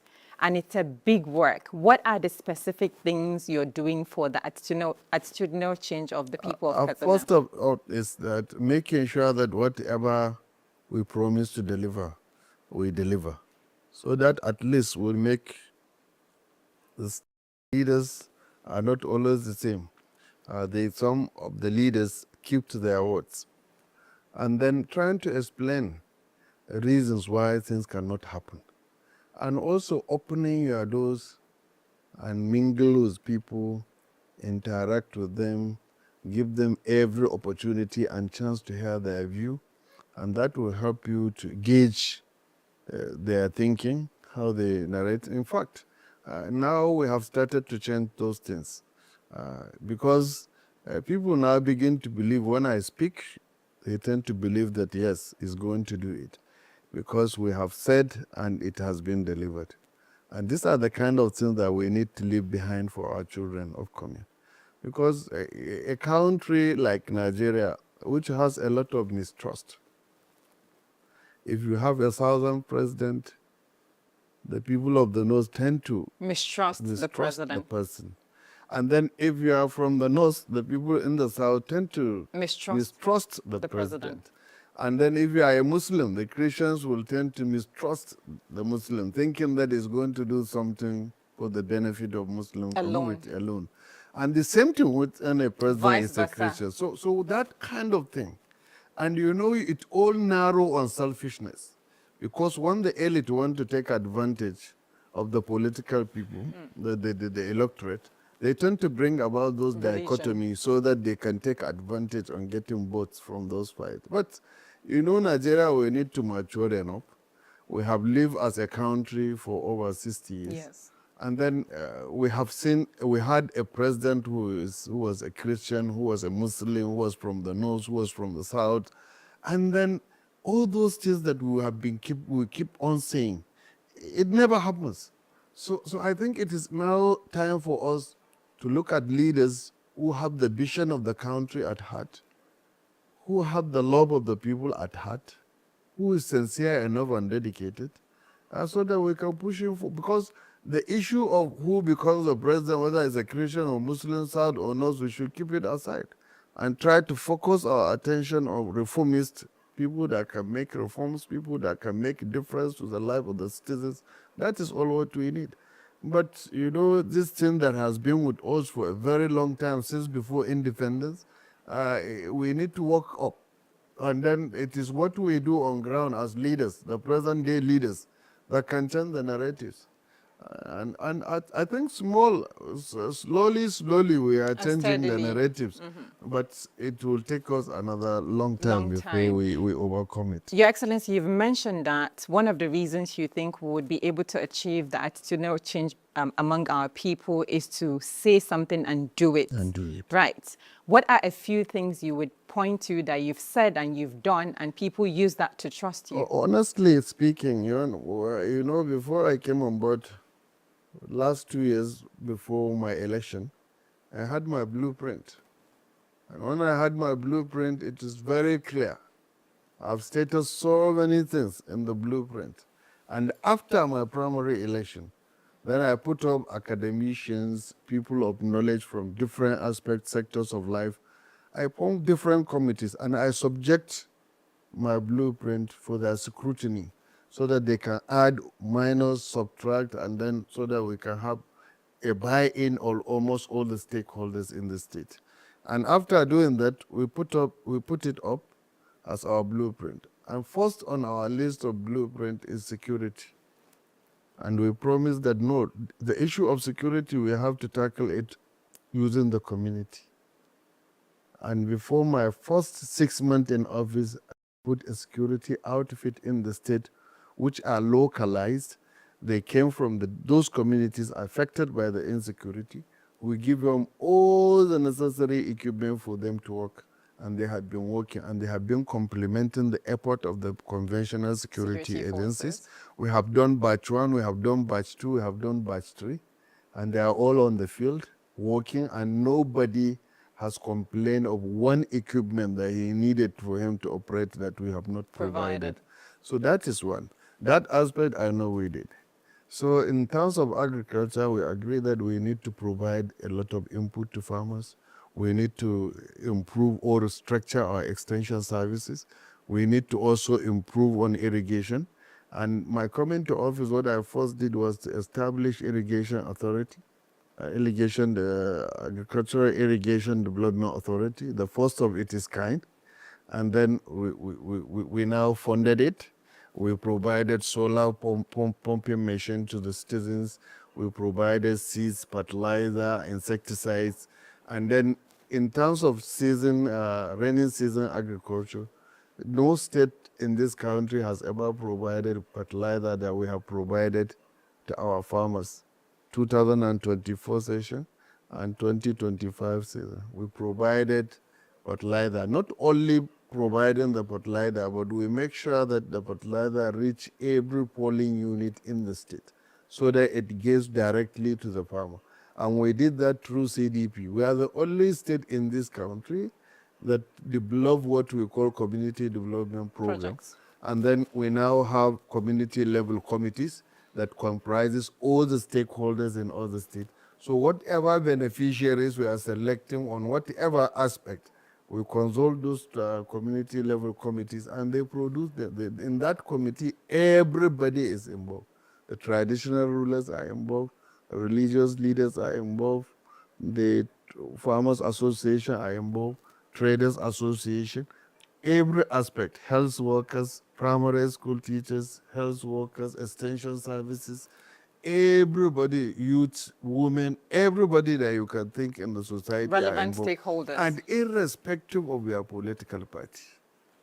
You so benefit. So that it gets to the people, because the major thing we used to happen in our system is when you roll out a program, most of the people that are supposed to benefit from it are not benefiting because of political interest people put in it.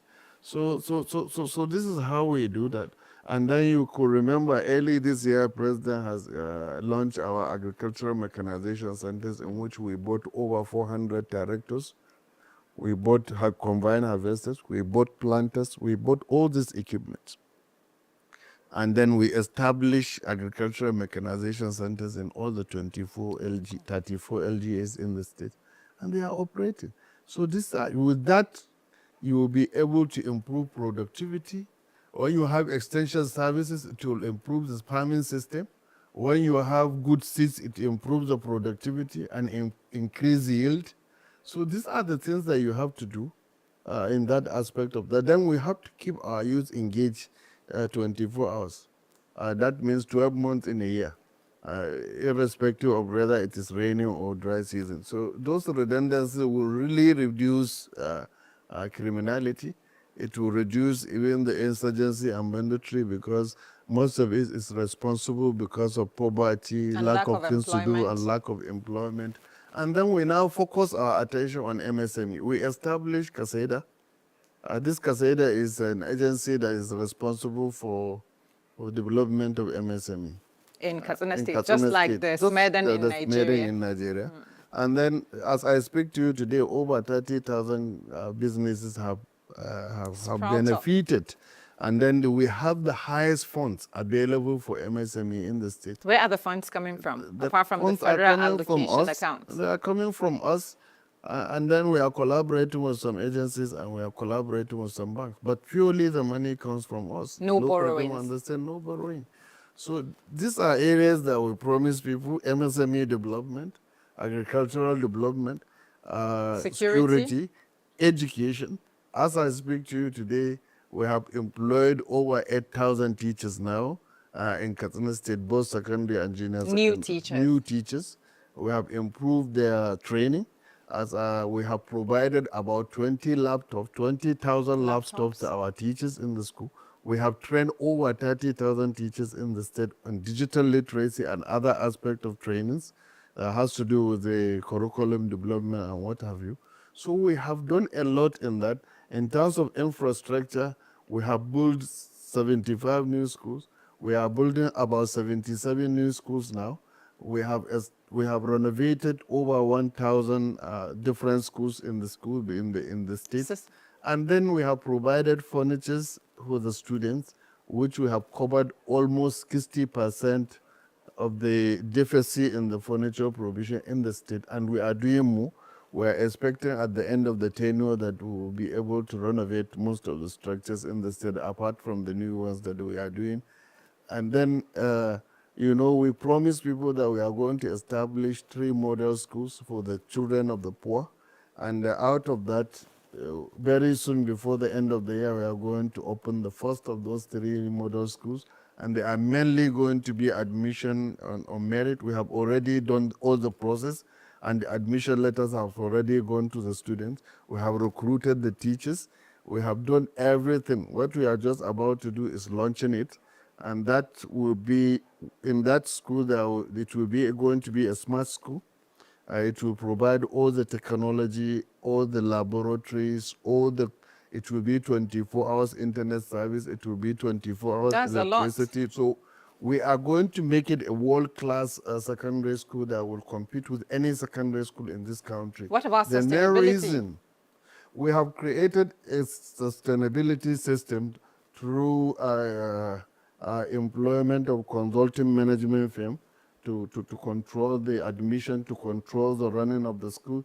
And the school is going to be purely, and we interview children of the poor from the grassroots who are the most intelligent and the most brilliant in those places.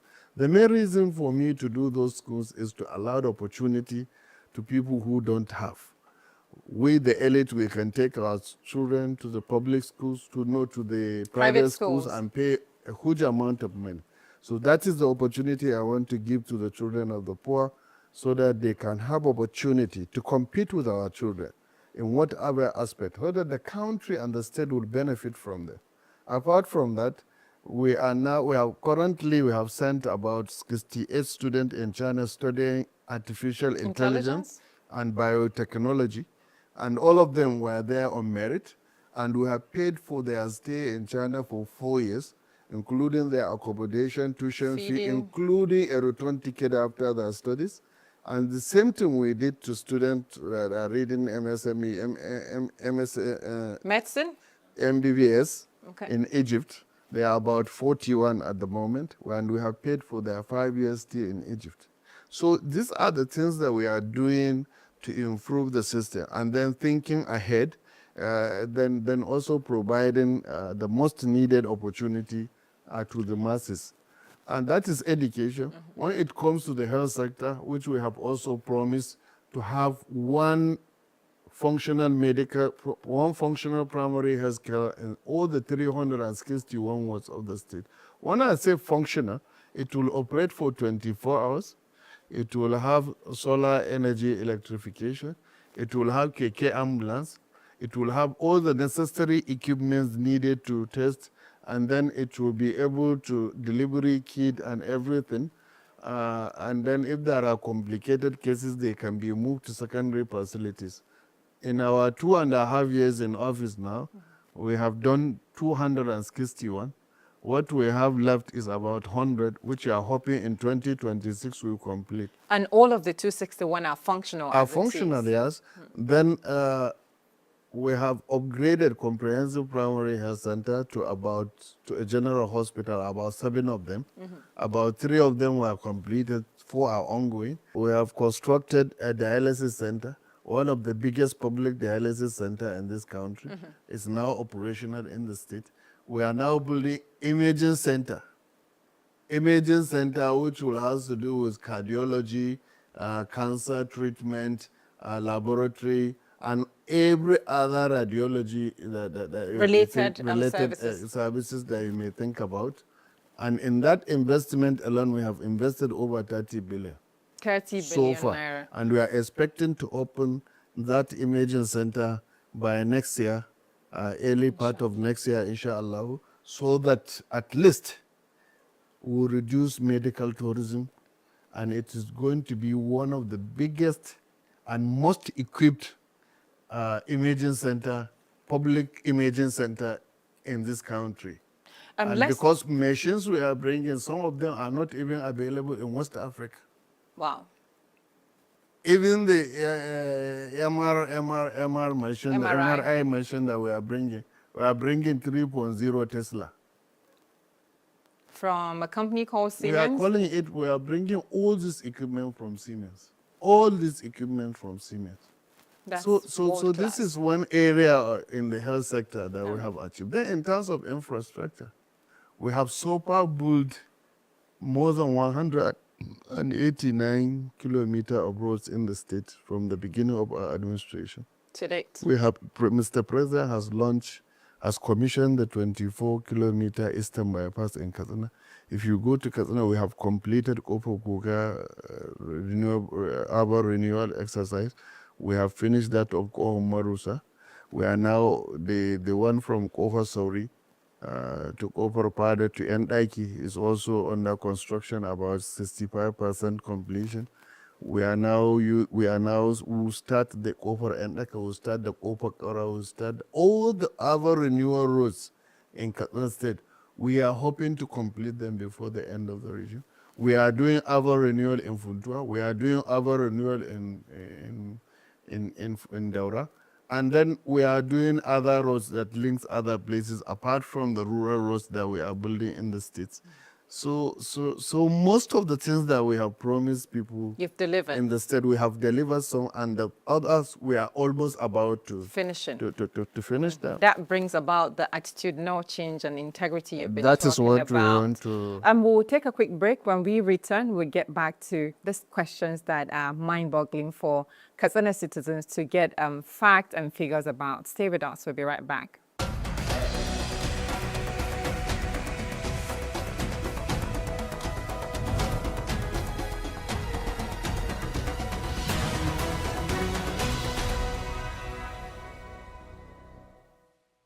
Welcome back. If you're just joining us, it's still Spotlight on S24 television. We'll be speaking to the executive governor of Katsina State on the giant strikes in the state, which most likely maybe a lot of people don't know about, and we need to put all of these things to bear so the Katsina State indigents and Nigerians at large would get to know the giant strikes going on in Katsina State. Welcome back to the show, sir. Thank you. You've mentioned a lot of projects and achievement in these 2 years in office, and I would like to quickly go back to the fact that there are students, indigents of Katsina State, that were sent abroad to go and study. And most times when you give this kind of world-class education to people, we expect that they come back, give it forward, or give back to the community or the states that gave them that world-class education. Is there a system in place to see that most of the students that went abroad are able to come back to Katsina and give back to the states? Yes, we have signed an agreement. We have bonded them that at least they have to come back and spend some years in the service before they may likely, if they want to. Because the idea behind sending those people to study MBBS in Cairo is one, because we are shortage of doctors, and then and most of these doctors, even those ones under our employment, not most of them that wants to go to the rural areas. And then this time around we said, okay, we'll pick one from each of the local governments. And then we'll tie you to that local government, that after you come back, you are residing in that local government. You cannot tell me that you don't want to stay in the local government while your parents are staying. Yeah. So we bonded them to those particular local governments. And then we have bonded them for some years. And all agreements were signed. They will have to come back and give to the society before they even start thinking of going anywhere. And that is ongoing. And as you are aware, most of the students that studies MBBS in Nigeria, we are paying them salary. We are paying them salary monthly. Like a stipend? We are paying them salary. like a graduate salary. Oh, not a so stipend. Not a stipend, every month, so that we encourage them and want them to come back and give back to the society. Because when I came on board, I gave approval for the appointment of 40 doctors so that we can at least bridge the gap. But as I speak to you today, we only got 11 out of the 40 that we advertised. And up till now? Up to now. So that is why we are trying to build our own. But building our own will take a little time. But at least we need to continue to do that. When we have enough, we don't need to start looking for... So you're bringing new doctors from outside of Katsina? Of course, we even allow this 40, if wherever you are from this country, to apply. But we still have vacancies that were not filled. Because there is brain drain in Nigeria, and most doctors are fleeing. And I'm saying that if there is no patriotism on the part of the doctors, on their country, honestly, one day you may want to find a doctor, you may not find any. Unfortunately. Because unfortunately, most of these countries that are taking our doctors, their citizens are lazy. Yeah. They don't want to take a lot of time to study medicine. So it is only Africa that is producing the doctors for them. So that is why they are coming to pay high amount of money to take them away from us. But you have to look at beyond money and put patriotism in your mind. Because your children, your parents, your relatives are dying here. And you are leaving them to save some people. It is only when you have access that you take outside.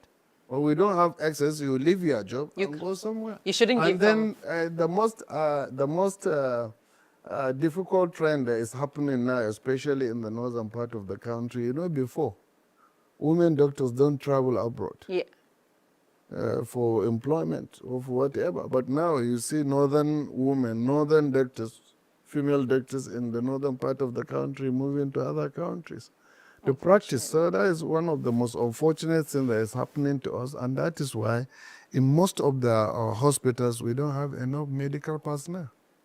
Unfortunately. So let's go back to the medical facility the Katsina State government provided. It's one thing to provide something world-class standard and train people to utilize it. And it's another thing for sustainability, maintenance, and being able to keep people to use those equipment well and sustain it for a period of time. What system is in place to make sure that this world-class facility doesn't for our dialysis center and this imaging center, we are intending to, for dialysis, we have already done it. We have advertised for management, and we have gotten many companies in which one was selected to manage that facility, at least keep maintaining it, standardizing it, making sure that things are in order. You can only get this thing through PPP arrangements with the private sector. And for our imaging center, very soon we'll start to advertise to get the most reliable company that will come and help us to manage it so that we keep the standard and we keep the place, sustain the place for a long time. But as long as you leave it the way other things are happening in the public sector, we may not get it right. And most of these machines are so sophisticated and they can get spoiled, and they were bought with a lot of money. And fixing them might take and forever. Fixing them also is another problem because there are even some machines that once you own them, you can't turn them off. There has to be 24 hours electricity. So that is why we are providing solar alternative. We are providing the generator and as well as the normal electricity as backup, so that we never have that break. As long as you have that break, it will allow you to spend about $280,000 to $300,000 before you fix it again. And it will take some months before it comes back. So we have to be careful and bring up management technicians that can be able to hold and sustain that place for a very long time for the benefit of our people. Thank you, Excellency, for answering that. Now, let's go back to the bedrock of every developed society, which is security. You've put so many measures in place, including the Community Protection Guard, to make sure that people in communities give support to the conventional forces to fight this.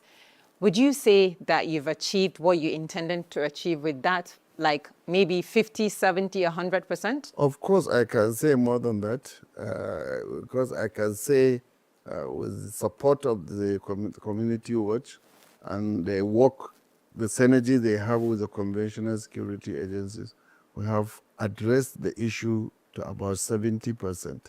Because you may not say you will end insecurity one time, because this thing has started Long for time ago. over 10 years in Katsina State. So for over, I can say almost 15 years in Katsina State. So you can say, and then you came to a system, because what makes the fight very difficult is you don't know whom you are fighting. You don't know whom you are fighting, because these people are within us. Most of these people that are informant are sleeping with us, but they give the people in the bush information to come and attack their relatives. Those people that supplies them with logistics, they are all living with us, because it is people that buy food and take to the bush. It is the people that supply them with ammunitions. They supply them with the guns. They will supply them with petroleum. They will supply them with motorcycles. It is all from the town where we are living, where we are sleeping. Some may even be your son.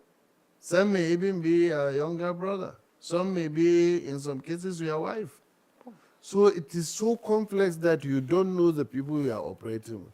Some people that you will sit in a meeting to organize how to fight these criminals, maybe one of them may be part of them. Wow. So that makes it so complicated, as we are fighting it and they are fighting back, because they are getting information that you don't have. And in some cases, when there are attacks in some places and you send the security agencies, they will ambush them because they had the information that these people are coming. So these are the kind of situation we are operating. So that is why it is really difficult. It needs a collective approach. It needs everybody to be on deck so that we can address the issue holistically. If we don't do that, we'll keep on having these issues. So that is even why some communities found it necessary for them to negotiate with the criminals and have a peace deal. You know my stand as a governor of that state, that I will not negotiate with the bandit at the point of weakness. I will not start begging bandits to come and negotiate with me. But when bandit approach us, we will accept to have a peace deal with them, but in a situation whereby we start to go and ask bandit to come and do that. But most of the peace deal that happen in the state are community approach to peace deal. It is the stakeholders in that local government that sit down with the leaders of the bandits and agree that, okay, let's cease fire, let us not attack one another, let's continue to live in peace the way we used to do. If such deal backfires, does it come back to your efforts? Now, in most of the local governments, it's working perfectly. I can give example in Jibia, over 9 months now, they have never killed one person. In Batsari, the same thing. The same thing is happening in Safana and Amusa. The same thing is happening in Kurufi. The same thing is happening in Paskari as at now. The same thing is happening in Dandumi and Sabua. But there are places where there are peace deals, but there are still some pockets of killings. And sometimes those people who had peace deal with their local governments, they will now migrate and ship to another local government and start perpetuating the evil acts. So, but we are addressing that issue now, but this is the major problem. So with this community engagement and the community peace deal, I can say that about 90% of our problem of insecurity are solved. But we are still watching, we are still patrolling, we are still going out for operations, and we have not relent, because there are still pockets of criminalities going on around the state, from one local government to another. So, but that one also, it will need to be, it will need a lot of time for it to heal. And then for GBA, for example, we have built houses, about 152, along with UNDP, for the internally displaced persons. And then we have created a skill acquisition center within the place where they can learn some trades, and livelihood support of kind of empowerment has been given to them. So now there are some young men of Fulani extraction that are into this criminality who have now accepted the peace deal, that they also want to come so that the government will support them with what they are used to, that is rearing animal, so that they can go back to their business and surrender their arms. So we are still talking to them to know the number of people that wants to get into that deal, so that the day we will come to launch, which is about in the first week of December or so, we will go now and then provide houses and alternative livelihood to the internally displaced person in that local government, and also give a supporting hand to those repentant bandits who wants to go back to their trade. And we want to do that as a pilot study, so that when other people who have done this similar peace deal in their local governments, they can also come forward and we can look at how we can support both those that were internally displaced and molested, and also those ones who have repented. So it's going to be a win-win situation. But would you not say that's kind of putting people in more jeopardy for people who have been with arms, killing, and then reintegrating them into the society? You know, the problem is, these people, we did not force them to come. They came themselves. And then from all the information available to us and from all the studies, there was never a time a war ends at the battlefield. At the end of it, it ends at the table to provide solution. And look at it. These people came that they want to surrender. And after surrendering, they want to go back and engage themselves in businesses. And you now have to ask yourself, what are the root causes of all this problem? Most of them are poverty. Yeah, economically Most of driven. the economic reasons, they lost their animals. Some of them, they lost most of their properties through injustice. That is perpetuated against them by the communities. Okay, I'm a criminal. I said, okay, I'm not going to fight anybody. And this is my arm. I want to surrender it. Please help me to go back to my business. They are the citizens of that state.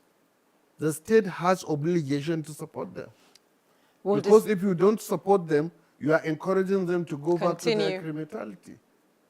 But so we have to do it in such a matter. Because now we are spending money to fight the insecurity. How many billions of money have we spent to fight insecurity? Are we able to end it? We are unable to end it. So if we can have a solution, channel the money into it, and channel the money to build the people, increase livelihood, spur economic activities within the state, is going to be better for everyone. So what is the need for allowing people to be killing one another? And majority of the people who are perpetuating this criminality are the indigenous of that state. Because in my state, I don't know what happens to other states, but in my state, most of these Fulani that perpetuate this thing are indigenous of those local governments and those localities. About 98% of them are indigenous of those local governments. We know their grandparents, we know their parents. Some of their parents are even living with us. But they choose to go into criminality. So it would be safe to say when the government is putting all these plans in place, there is a de-radicalization kind of system that would make them not go back to Of course, that is the aim. Yeah. But you know, human being, you cannot bow to any human being. People's behaviors can change anytime. Yeah.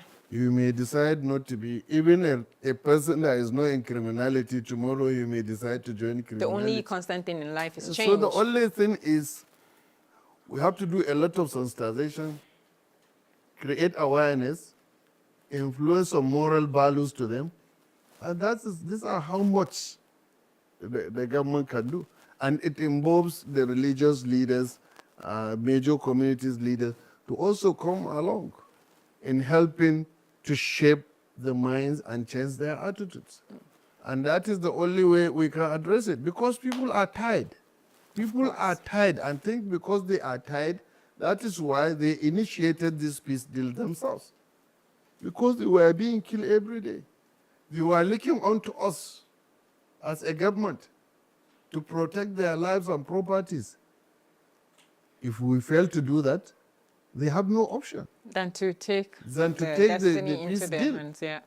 Because we are not able to do that. That is the honest truth. So this peace deal is different from paying money or ransom for people not to strike. It's totally different My from that issue one. is, as I speak to you 2.5 years, I didn't know any of the bandits.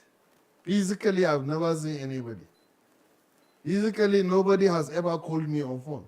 I've never called anybody on phone. I have no business with a criminal.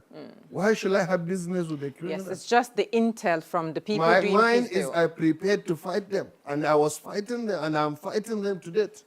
But I have limitation as to what I can do. I have limitation as to what I can do as a governor, because I don't have the right to influence and to force a military or a police or a civil defense to go and fight someone. It's just to give Mine information is and just see. to give them information to tell them this is what we are supposed to do. If they want to, if they like, they do it. If they don't like, they will not do it. And I don't have anything to do if they didn't do it. And that was the reason why I established my security outfit. Those ones I can give them command. But they have problem because they don't have, the law does not allow them to carry heavy arms. They can only carry a pop action, which is inferior to the ones the bandits are carrying. So there is limitation as to what we can do. So is there a room for the state government to enact a law to upgrade that system? We have done that. The law is not the state law. Even It's the a federal ones we have government. established them from the state assembly bill, a law from the state assembly. But even that law cannot go, is not superior to the federal law. And the federal law allows only the police, the military, and the civil defense to carry superior weapons. So that is the issue. So I think there is need for a constitutional amendment in that No, that regard. is why the governors are pushing for state police. That is why the governors are pushing for state police. About 35 of us agreed. Out to of have- 36. Out of 36. Because we have seen the problem. Even before I became a governor, I've never liked the idea of state police. Until you saw things for yourself. Because I saw it myself. Because the fear from the political elite is the governors are going to use the state police against their opposition, which is not true. There is a limit as to what a governor can do. There is a limit as to what a president can do. We have seen a sitting president in this country who lost election in power. He was in power and he lost election, and the police, the military, and everybody were under his command. But he cannot command them to say, look, go and make sure that I win election. Now, So whatever condition or whatever position of leadership you are, there is limit as to what you can use power for. And Nigerians are becoming enlightened every day. And what we are even saying, please, if you think that the state police can be used by the governors, because not all the governors may be the same, and not all the police officers can be the same, why can't you enact a law that will not allow state police to participate in the federal election? They can go and do every other thing, but they can be barred from participating In the state's in the election. state, in the federal election. And also So at the that state level. yes, so that that fear Removed. was removed from the minds of the people. But what we need is the security, because if we have state police, they can carry for AK-47. They can carry all other weapons that are necessary to fight criminality in those states. And that is all what we are asking, nothing more.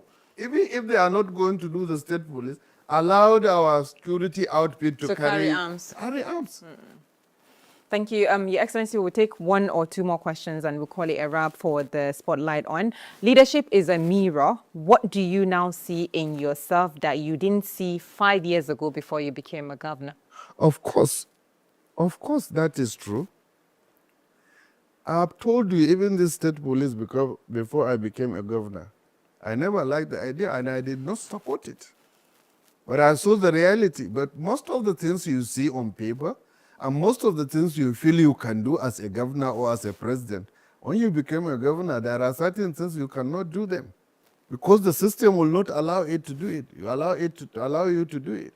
And even if the systems allow you to do it, the people you are working with, not all of them will share the same vision with you. So you will employ some people, you will appoint some people into position, they will be fighting you if you are against what they want to do. Wow. So these are the kind of difficulties that you think that are possible. That are always, you will see them hanging. But when you are, and then a lot of other things, I thought once I come, I said, okay, this thing will happen. I thought it will just happen. Easily. Easily. But there are processes. Maybe if it's a contract you want to give, somebody must bid for it. Yeah. You must advertise for it. It has to come to the council. Council has to approve it. When it comes, then you give approval for payment. It has to go process. Procurement process. Budget procurement will do their own. Budget will make release. The finance will pay. AG will do this. So there are a lot of process. So if you are not so pushing, you will not be able to achieve much. The bureaucratic bottlenecks will just... So you have to cut it down. I can tell you there are situations of that nature. You have to put some mechanism in place to fight most of these things. You know, let me just give you an example. There was an agency that wrote to me that projects were completed, I should approve or appoint for the payment. But when I send it to my SPIME unit, which I created, that is the Strategic Policy Monitoring and Evaluation Unit, because they are the ones that are certifying projects for me before payment. Whatever the ministry or agency sent to me, I sent to them to verify and make sure that the project is completed. But surprisingly, they sent me a report. There was someone who sent a project for completion, but it was only 40%. There was even one that is only 7%. But they were sending for me to approve for the full payment of the project. That's fraud. So if I don't have that agency, you wouldn't know. If I don't have that monitoring unit, I could have signed. Not knowing because I'm signing based on someone's recommendation. That's tricky. So these are a lot of issues that happens in the. I have a situation at my Board of Internal Revenue. There is an account we put money in the federal revenue, which that account is not an expenditure account. It's an account that then you transfer the funds for an operational account. But some staff of that Board of Internal Revenue are removing money directly from that account over time. And they were conniving with some bank staff. Before we know it, before we discover it, about 5 billion has gone. Were they recovered?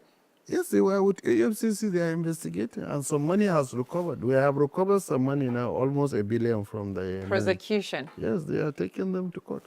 So these are issues that happens, but people, and everything that happens, some people, like now, issue of insecurity. At the middle of the night, a village will call me because I always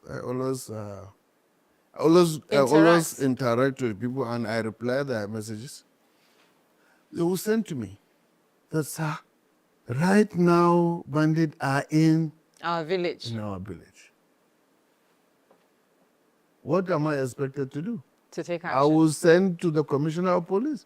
I will send to the brigade commander, the military head of terror. I will send to my commissioner of internal security. But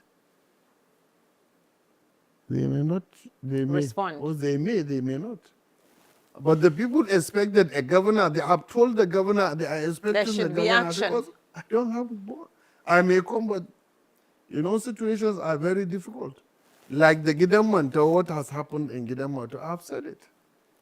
15 hours before that attack, we had the information. And we have related that information to all the security agencies in the state. And no action was taken. No action was taken. That's so sad. So, we quickly take the youth migration and the brain drain. Young people are leaving for cities or crossing borders, which is not peculiar to just some state of Nigeria. It's all over the place. You've mentioned a few programs like sending students abroad to bring them back and to come back and give back to the society. What program exactly is on ground in Katsina now that makes staying in Katsina more attractive than taking a risky migration route to, say, for instance, go by road to another country? No, but the only way we can stop migration, because most of the migrations are for economic reasons. Yes. Most of migration are for economic reasons. Yes. So we are reviving the economy. We are providing a startup pack for young people who don't have jobs. We are creating activities around agriculture, which is the mainstay of the economy of the state. Katsina. So we have introduced so many youth training schemes for agriculture, and after the training, we used to give them funding to go into farming. We have created a lot of activities around that. We have created a lot of activities and support around MSME development, because there is no way you can develop economy without developing the MSME and the value chain associated in agriculture. So this is what we are trying to do in Katsina State, and we believe that if we have tried so much on that area, and as we are doing now, I believe that young people don't have need to travel to Lagos or Calabar or for any other reason, because unless they are lazy. But anybody who wants to do anything productive, he has the opportunity to do it. And what we are doing in Katsina State, we have since removed the error and the barrier for favoritism. If you are a citizen of Katsina, you can get whatever we are providing. Just like we're trying to You don't need to know a governor, you don't need to know a commissioner, you don't need to know a member of the House of Assembly. Even the recruitment we are doing in the state is on merit base. When I recruited 7,325 staff, no one person, including the governor, submitted one name for recruitment. We did it on merit. Now we are recruiting about 2,277 health workers. Based on and merit. We are doing the same process. And when I came, part of our strategic policy is public administration reform. No promotion is taking place in Katsina. It has to be on merit base. No appointment into permanent secretary in Katsina that happens without undergoing interview and examination. So we are following every process so that we have the best for the state. And this remove the barrier of you must know somebody to get where you want to go. As long as you have the capacity, the capability, whether you are a children of the poor or a rich person, you get the opportunity. And if we don't move away from that in this country, we will continue to be where we are in terms of development in this nation. Thank you, Your Excellency. In one sentence, what will be your proudest achievement if you finish your term tomorrow? Changing the attitude and the thinking of my people. And let's do a quick rapid fire segment, which is the last part. It's just short, sharp, one sentence answers for every question. One leadership habit you never compromise on. What? One leadership habit that you never compromise on. Injustice. And one policy you believe will outlive your administration. Doing the right thing. One misconception about Katsina you want the world to drop immediately. We are not insecure as people think we are. One project you would double the budget for without thinking twice. Education, because it's a bedrock for any development. One global leader whose work ethic inspires you. Aminu Kano. One word that defines your leadership style. One word that defines your leadership style. Integrity. Many thanks for joining us on S24's television spotlight on Your Excellency, sir. It's been a pleasure discussing a lot of giant strides in Katsina. Many thanks. We look forward to hosting you again and doing more about what you're doing in Katsina State. Thank you so much, sir. Thank you so much.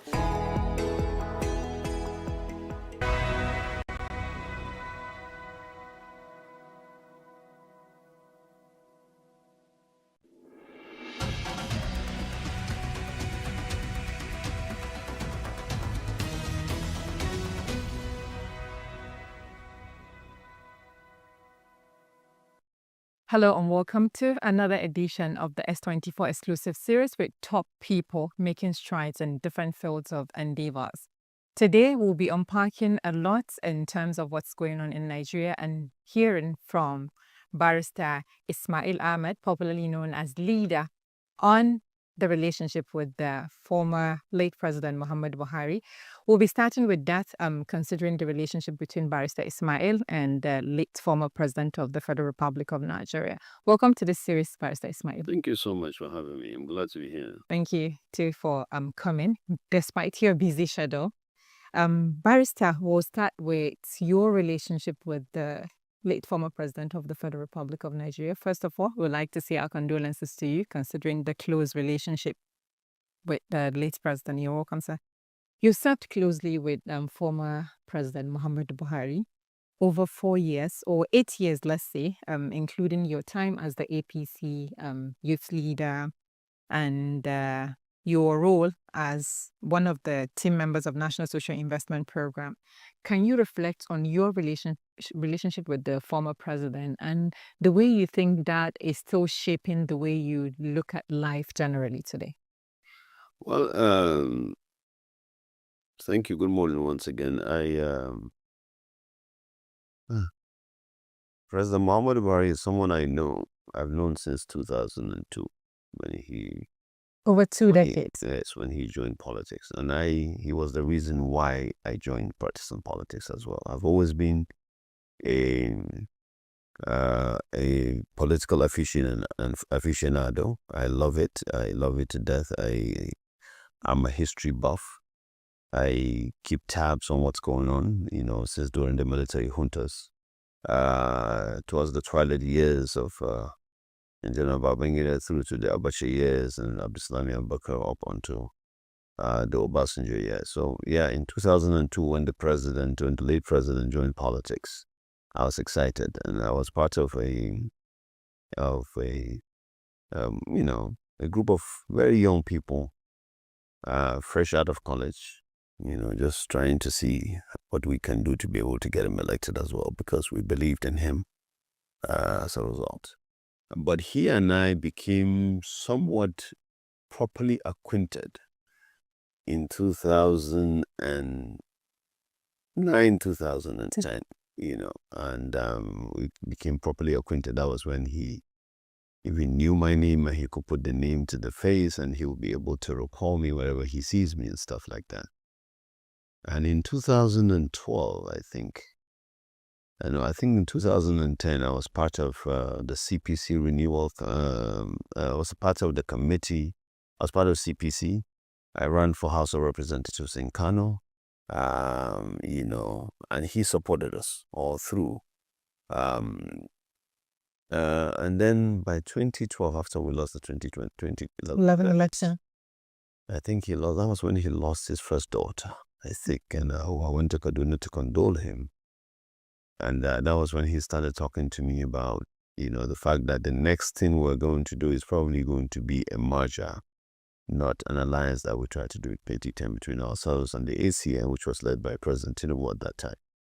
So, and he was the one that introduced me to President Tinubu, interestingly, yes. And he called the late Simon Diazaya, who was very close to Ashwaju at that time, and told him that, okay, I'm sending some of my boys, very energetic, knew what they were doing.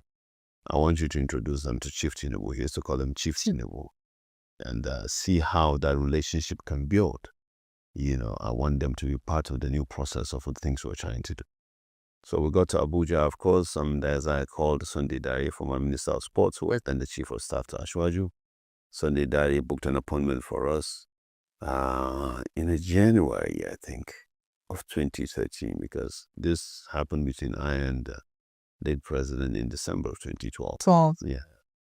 And in January of 2013, I went to see Ashwaju for the first time, and then he immediately liked me, and we struck a relationship as well as that. And he was the first person that told me that the merger, as it culminates, they want to do, the party would start with an A. Okay. And by February 13, I think about February 23 or thereabout of 2013, I created the youth wing of the party called the APYF, even before the party was registered. Wow.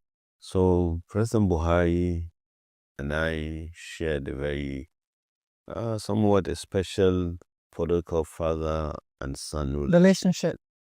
And then from 2012, it culminated into something very strong. By 2015, I was at the vanguard, at the forefront of his campaign, cause as everybody knew. And then the relationship has been fantastic all through. And when he got elected president, a lot of people see me as one of the people who had some sort of an access to him, and I did. Especially during the second term of his administration, I had a lot of access to him. I could push a lot of things for a lot of people. And then when, he wanted to make recommendations for people to be in charge of the party, he recommended me as well. So President relationship. Buhari and I had a very good relationship, both in politics and in the office. Great. Thank you for sharing that. Would you say, or can you reflect on the way your partnership and your grief over the recent passing of the late former president shape your ethos now, cognizant of the loss, but also carrying forward the legacy the late president left? Well, I used to tell him that.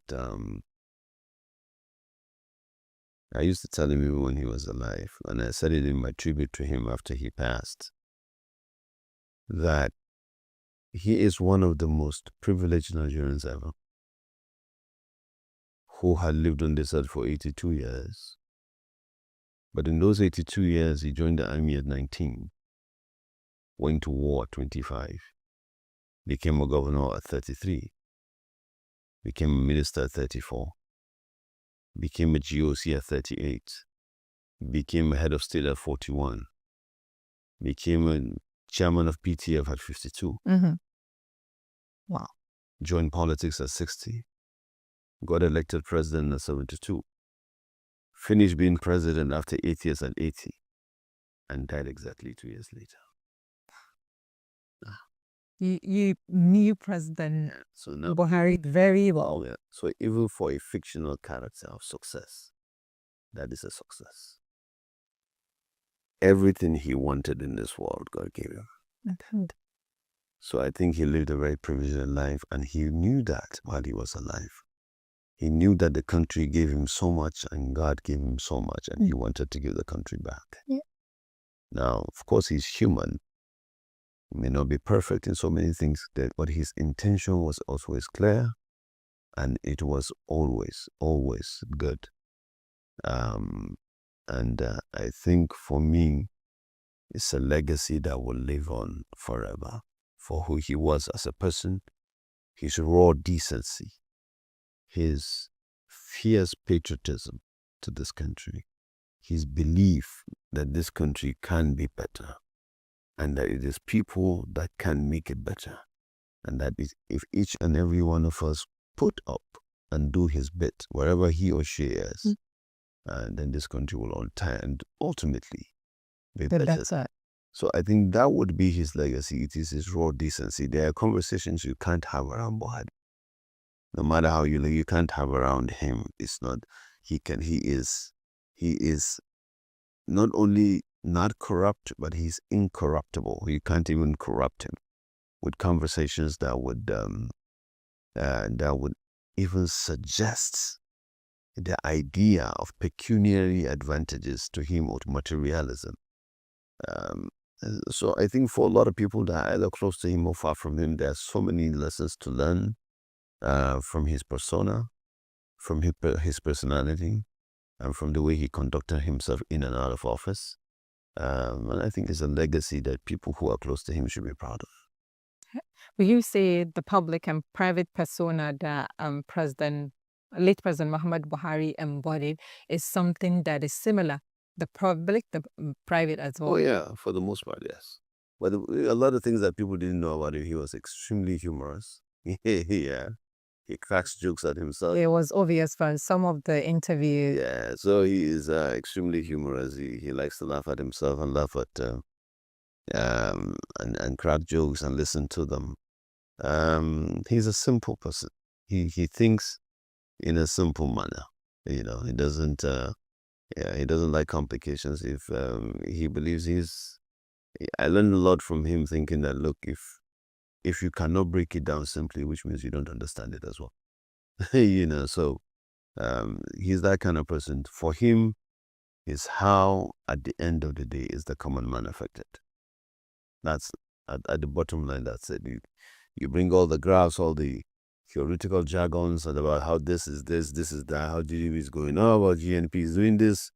At the bottom of the day, say, okay, so how does the man who is herding his cow or sheep in the Kura local government in Kano, for example, how is he affected by this policy? To him, that is the bottom line. Anything else other than that, it's just theory.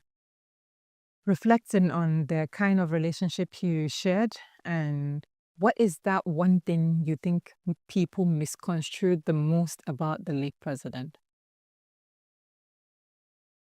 I think people easily think that he is stern and unapologetically, perhaps even vindictive. People believe that about him. A lot of people think so. But no, he's not. He doesn't take a decision or based on what he feels about you or her personally. No.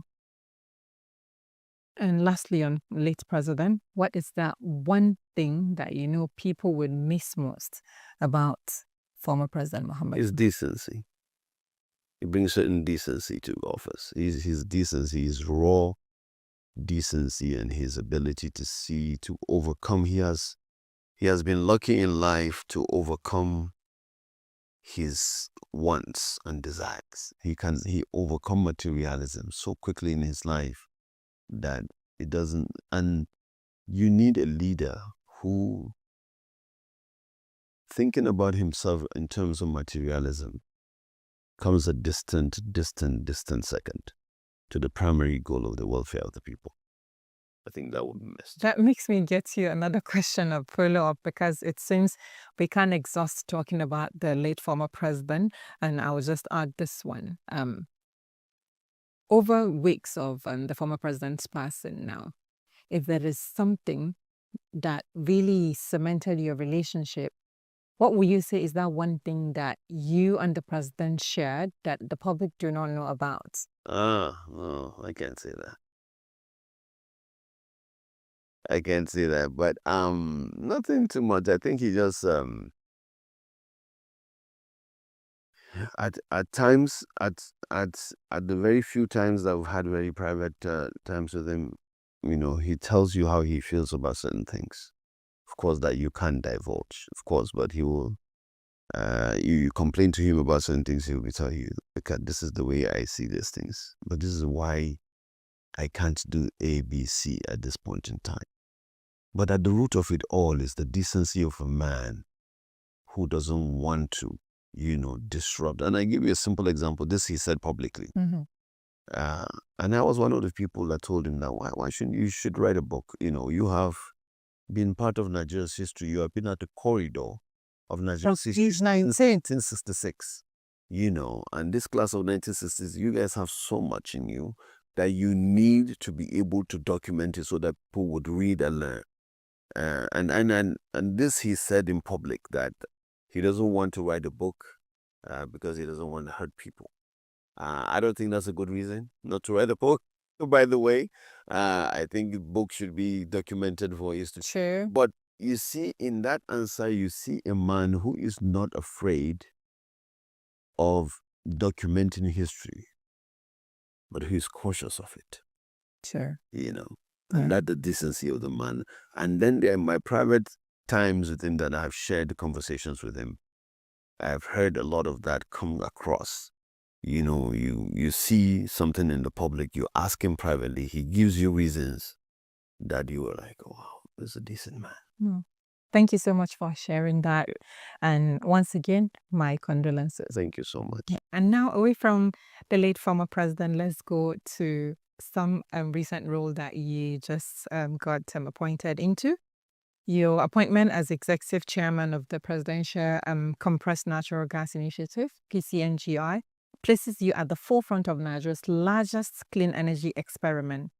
In its first year, PCNGI has mobilized nearly $491 million in private investment and converted over 30,000 vehicles, created 9,000 direct and 75,000 indirect jobs, with a target of converting 1 million vehicles by 2027. What will you describe your vision for scaling PCNGI into a lasting structural pillar of Nigeria's green transport economy? Well, I'm careful not to start talking to the media because I'm still learning and absorbing. Like it's a very new field for me. It's a green field, but it has an incredible opportunity of potential to grow, like you rightly said, as the largest, alternative fuel. Economy, the green economy everyone is talking about. And by the way, our mandate also includes some EVs as well, electric vehicles. So our goal the goal of the president as he related to me is simple. He said, I'm going to be remembered as the president that removed fuel subsidy. I also want to be remembered as the one who brought an alternative, a permanent alternative that is sustainable. And that's CNG as electric vehicles. That's, the green transportation. So our goal is to move into high impact sectors, make the gas available all across the country,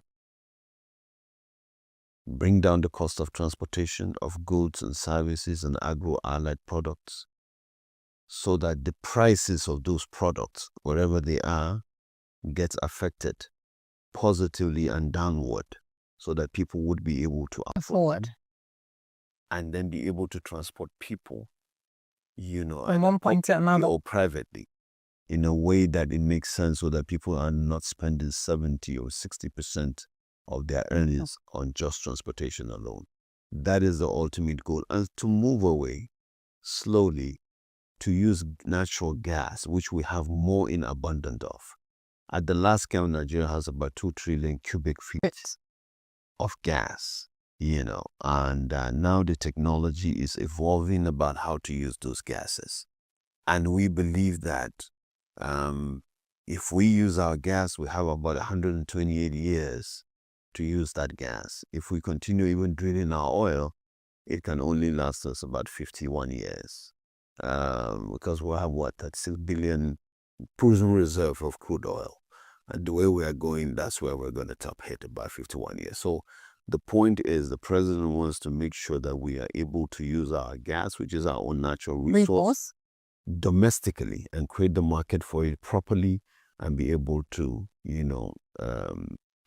to migrate to that so that it will be sustainable. It's something we can use, something we can control. And like you rightly pointed out, it's cleaner, it's cheaper, it's safer, and ultimately it makes everybody happy. So that's our goal moving forward. Thank you. What governance architecture, oversight, and safety protocols are you planning to implement, especially as public scrutiny mounts and lawmakers recently launched probes into conversion centers because of some few accidents that emanated from maybe local people that were not accredited to convert?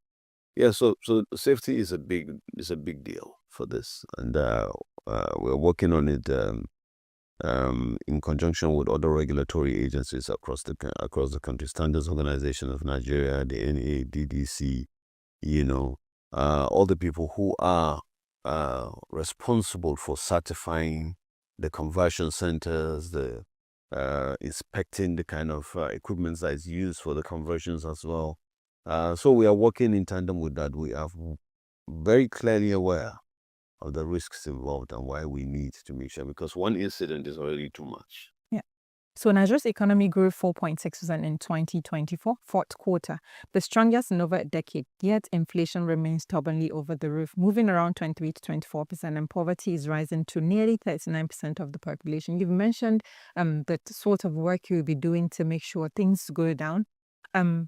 How do you think PCNGI contributes meaningfully to reducing that cost of living, creating inclusive growth, and complementing Transportation. national So it's transportation and logistics and haulage.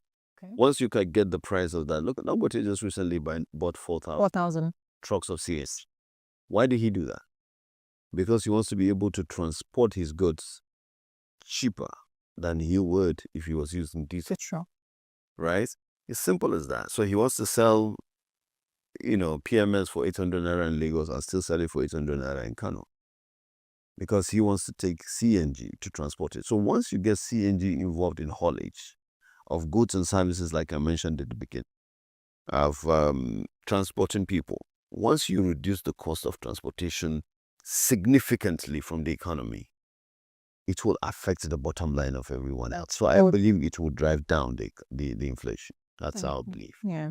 And now, as the founder of the All Progressives Youth Forum, APYF, and former Youth Mobilization Director, you've long advocated for youth inclusion in governance.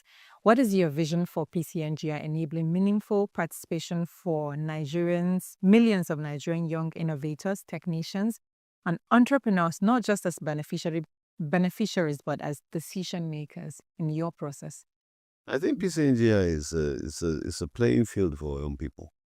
I don't think even older people can even get involved as much because the new things, the technology things for young people. It's like entertainment. Once you say entertainment, it's just basically for young people. Those are the players in it. It's a natural course of it.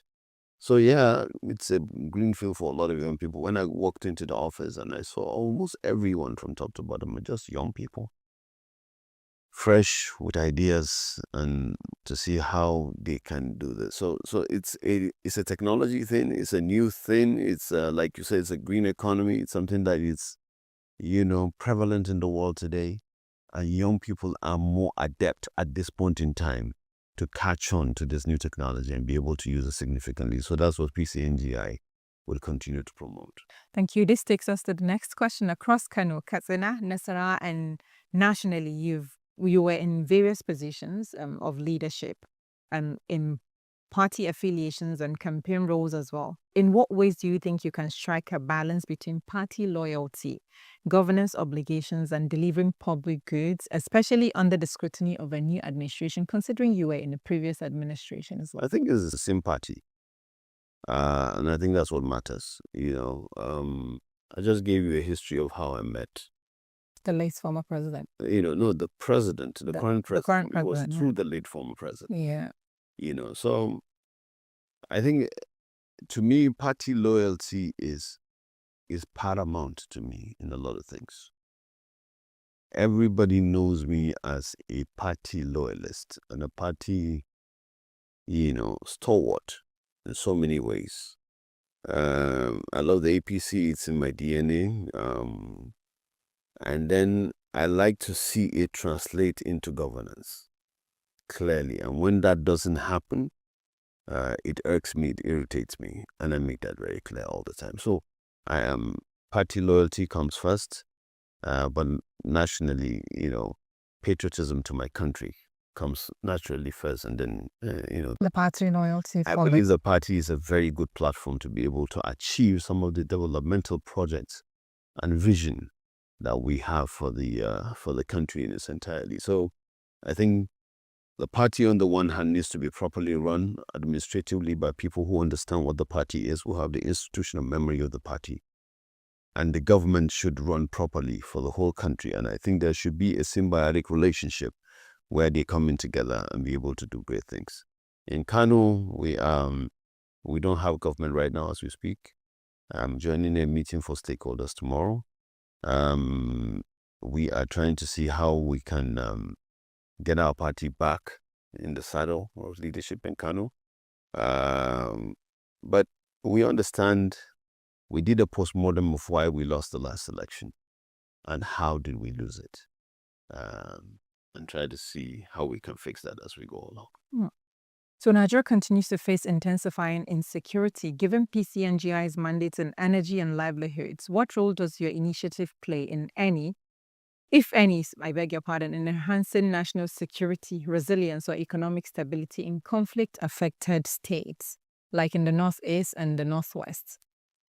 Well, I don't know what to say here in particular. All I do know is that energy security is part of national security, and nothing can happen without peace. And I believe that the National Security Advisor, in conjunction with the ministers of defense and other people who are in the security architecture of the country, are doing their best to bring peace to places where it's war-torn or places where we've been, bedeviled by all this banditry and stuff like that. But ultimately, our goal is to bring economic prosperity and energy security to every part of Nigeria. Because if one part of the country is lagging behind, it becomes a chink in the armor. It affects everybody.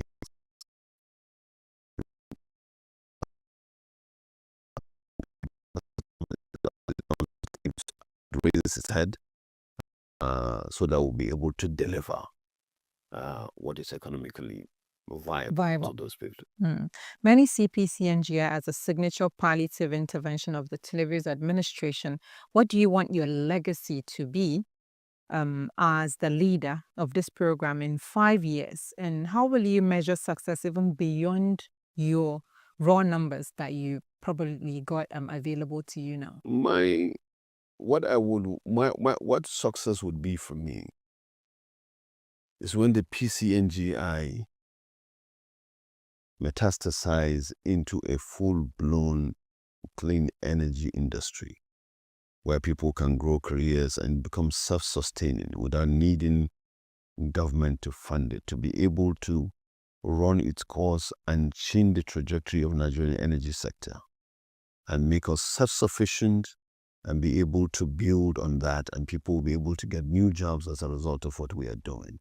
That is my ultimate goal, so that it becomes something that is big enough to move the country in a direction where it's becoming more self-sustaining and it's not subject or vulnerable to volatilities of international oil prices at every given opportunity. That's really important because the volatilities really affect a lot when it comes to pricing per liter when it trickles down to the fueling stations across the nation.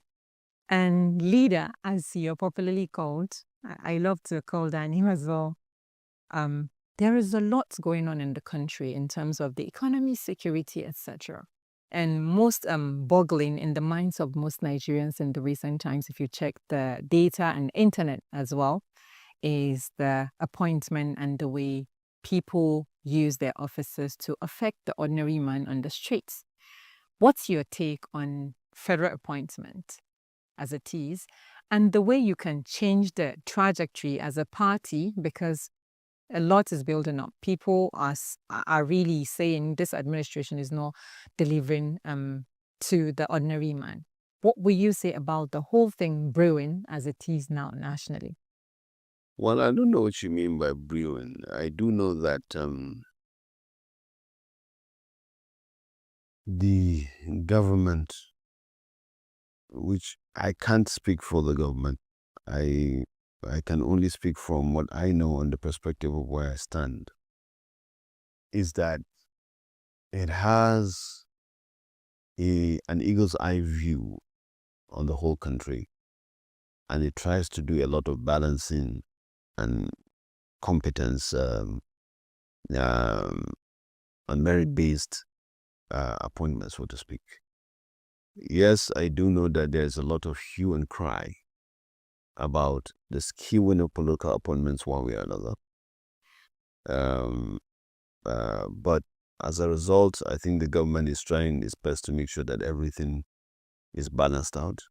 The party needs to come in as well and be able to support the government and advise on seeing that in a political season, sometimes it is not enough what you do.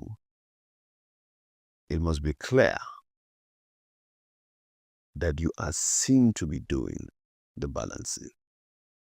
So sometimes people would complain that there's no appointment on this side, but when the list comes out, you see there's a lot of appointment. But it doesn't matter what the government thinks. It only matters what the people feel. And if the people are not feeling that they are properly represented, then it is incumbent upon us to do all that is right to be able to settle that and placate those feelings. I believe that's serious. Thank you. And lastly, 2027 is fast approaching. Is there a message clearly that you would like to give the Nigerian youth? Participate, and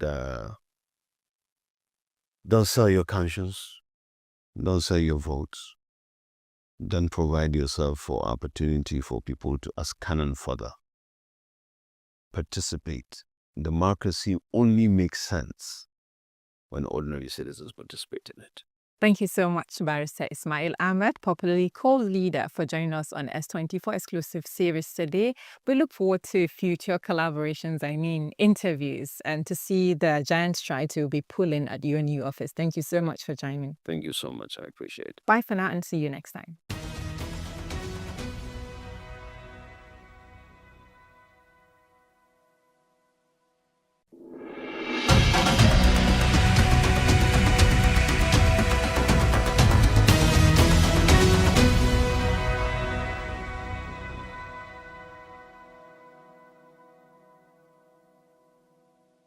A new tech frontier is emerging, and it's not Silicon Valley, it's Africa.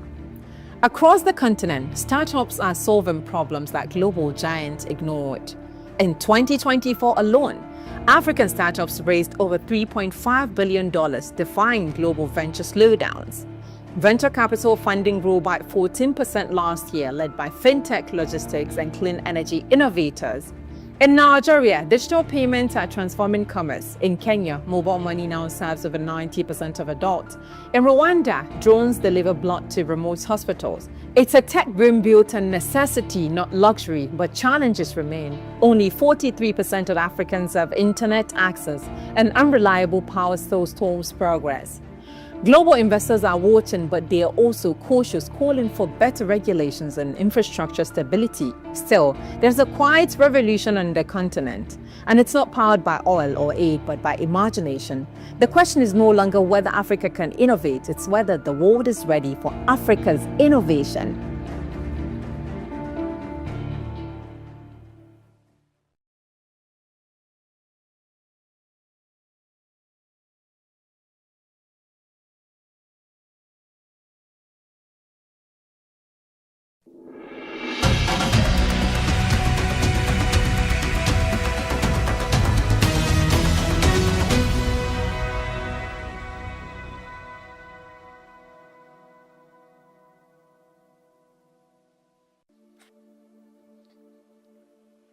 Nigeria's inland waterways are essential to the daily lives of millions.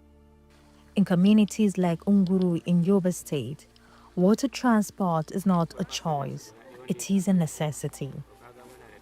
Yet, these waterways have a long history of deadly accidents. This video tries to examine the recurring risk, the human impact, and what people say must change.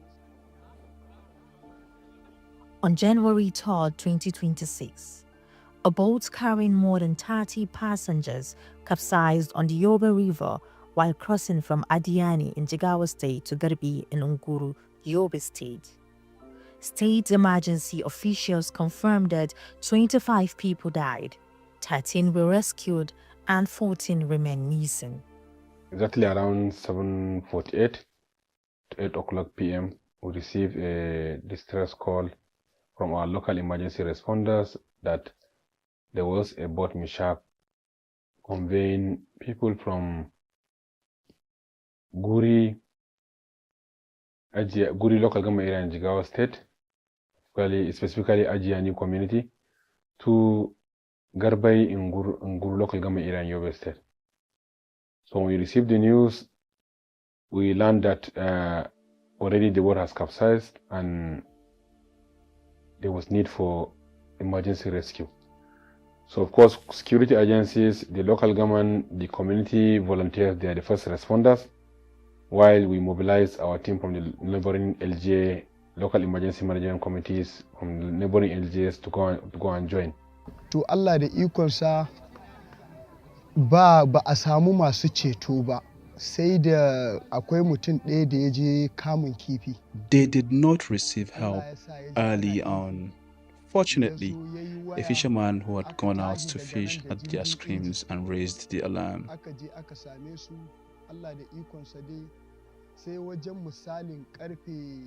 He made several calls. Rescue teams arrived between 1 and 1:30 a.m. We were able to rescue about 13 people, but sadly, we lost the others.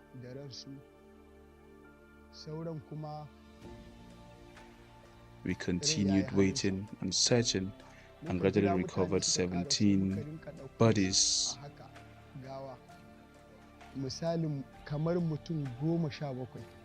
These victims were ordinary people, traders, farmers, commuters traveling on the routes they use regularly.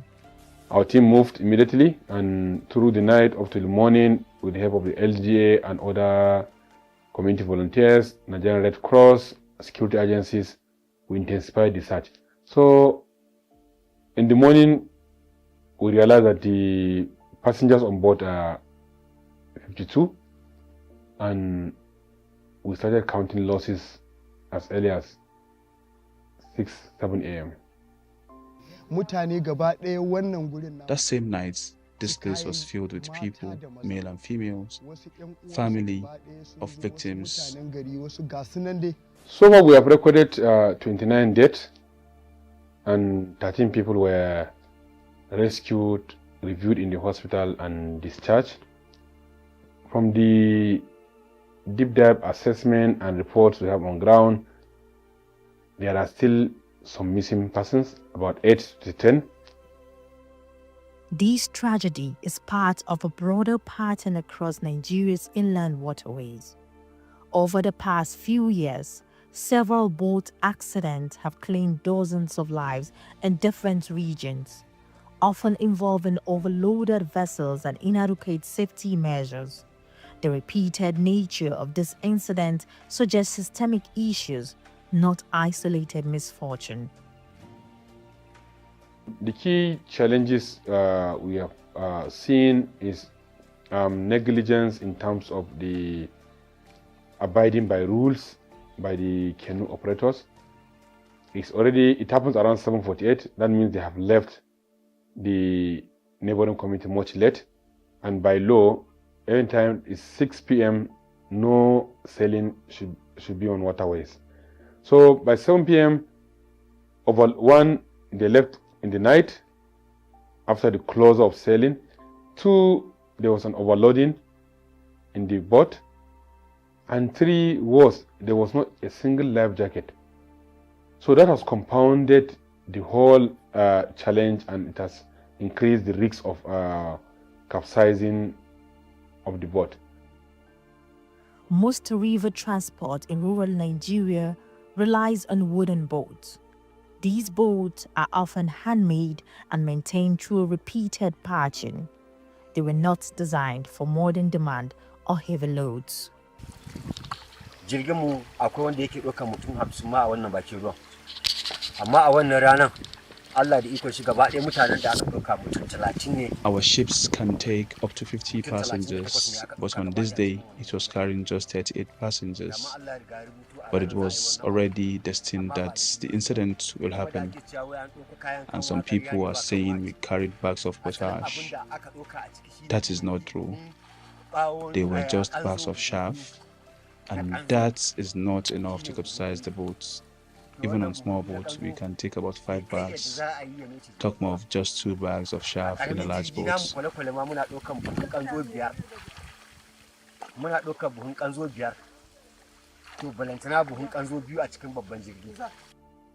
Boat operators and passengers frequently admit to overloading, especially during market days, festive seasons, and harvest periods.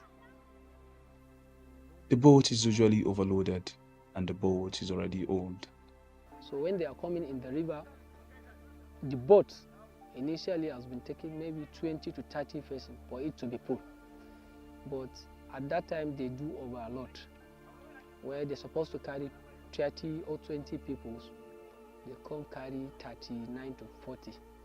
Muna tunanin da wanda ya zamto cewa suna da rai da wanda suka rasu a cikin wannan jirgi dai mutum We are assuming that the total number of people inside that boat were about 40. People are saying they are up to 50 and all sorts. Truly, that's not. What we witnessed was that amount, 40. Also, we lack working equipment. Even when such incident happens, we wouldn't be able to control it. Abubuwan aiki wanda ko da hakan ya faru idan a ce muna da wa'annan abubuwan ba za mu samu wannan matsalar ta kai haka ba. Regulation and safety oversight for inland waterways are the responsibility of the National Inland Waterways Authority. At state level, the Ministry of Transport is expected to enforce standards and ensure compliance. In Nguru, however, those agencies are largely absent. As government, we can't continue blaming the victims. We live and wake up and do the right thing and improve on where we think we can improve. And one of the measures His Excellency Governor Elaboni has taken is to ensure that the rescue has been intensified to recover bodies whether dead or alive and ensure that befitting burial has been given to the families. And that has been done for the bodies that have so far been rescued. What we need from the leaders is, at least when passengers come, supposed to be there is an authority that will say, at least if the boat at least will take 10 to 20 people, supposed to be the number of the people that anybody will take is limited, is specified, and there is at least anyone must wear their life jacket. If you teach the community, if you tell them to own their safety, own their security, they will take it seriously. So ours is to sensitize them, let them own it, let them know the consequences, let them see the implications of doing ABCD and the benefit of avoiding ABCD. So these are things that we will do, and these we have already initiated plans.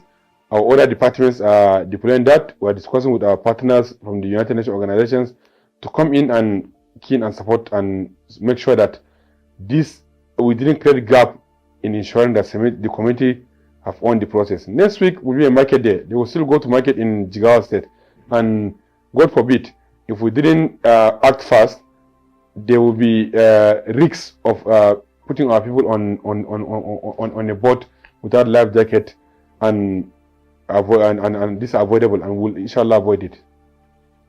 For communities along the river, water transport supports livelihoods. Fish and agriculture depend on river access. Traders use boats to reach markets. Students cross rivers to attend school. When water transport stops, the economy stops.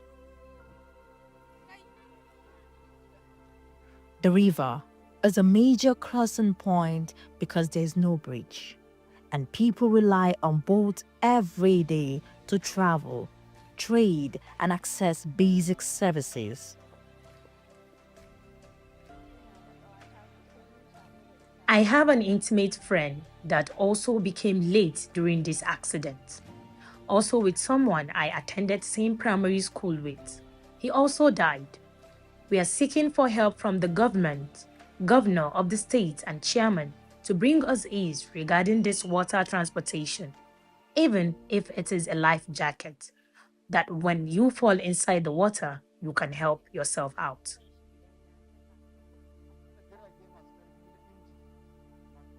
They should provide us better modernized boats.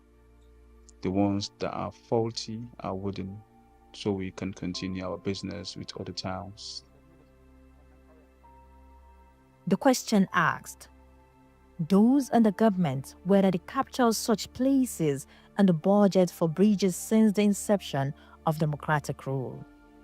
Are these people not part of the electorate in Yobe and Jigawa State? Over the last 25 years, is there no resources on the coffers of the government? Why has nothing been built for this community? The government have almost everything. If you see people going into the water, it's with the intention to catch fishes. The origin of this place, it's for fishermen or hunters and farmers.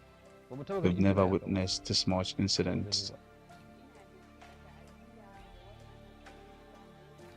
I am sending my condolences to life lost as a result of the accident that happened in Adiani to Garibi.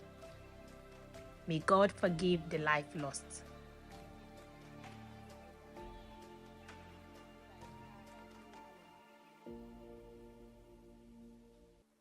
Residents say the risk is not only real, it is repeated.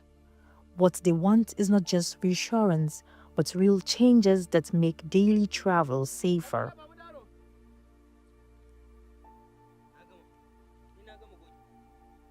The river remains a lifeline for communities like Unguru, but the recurrent pattern of waterway accidents shows that the current system is not sustainable. The question is not whether people will continue using the river, but whether they will be able to travel safely.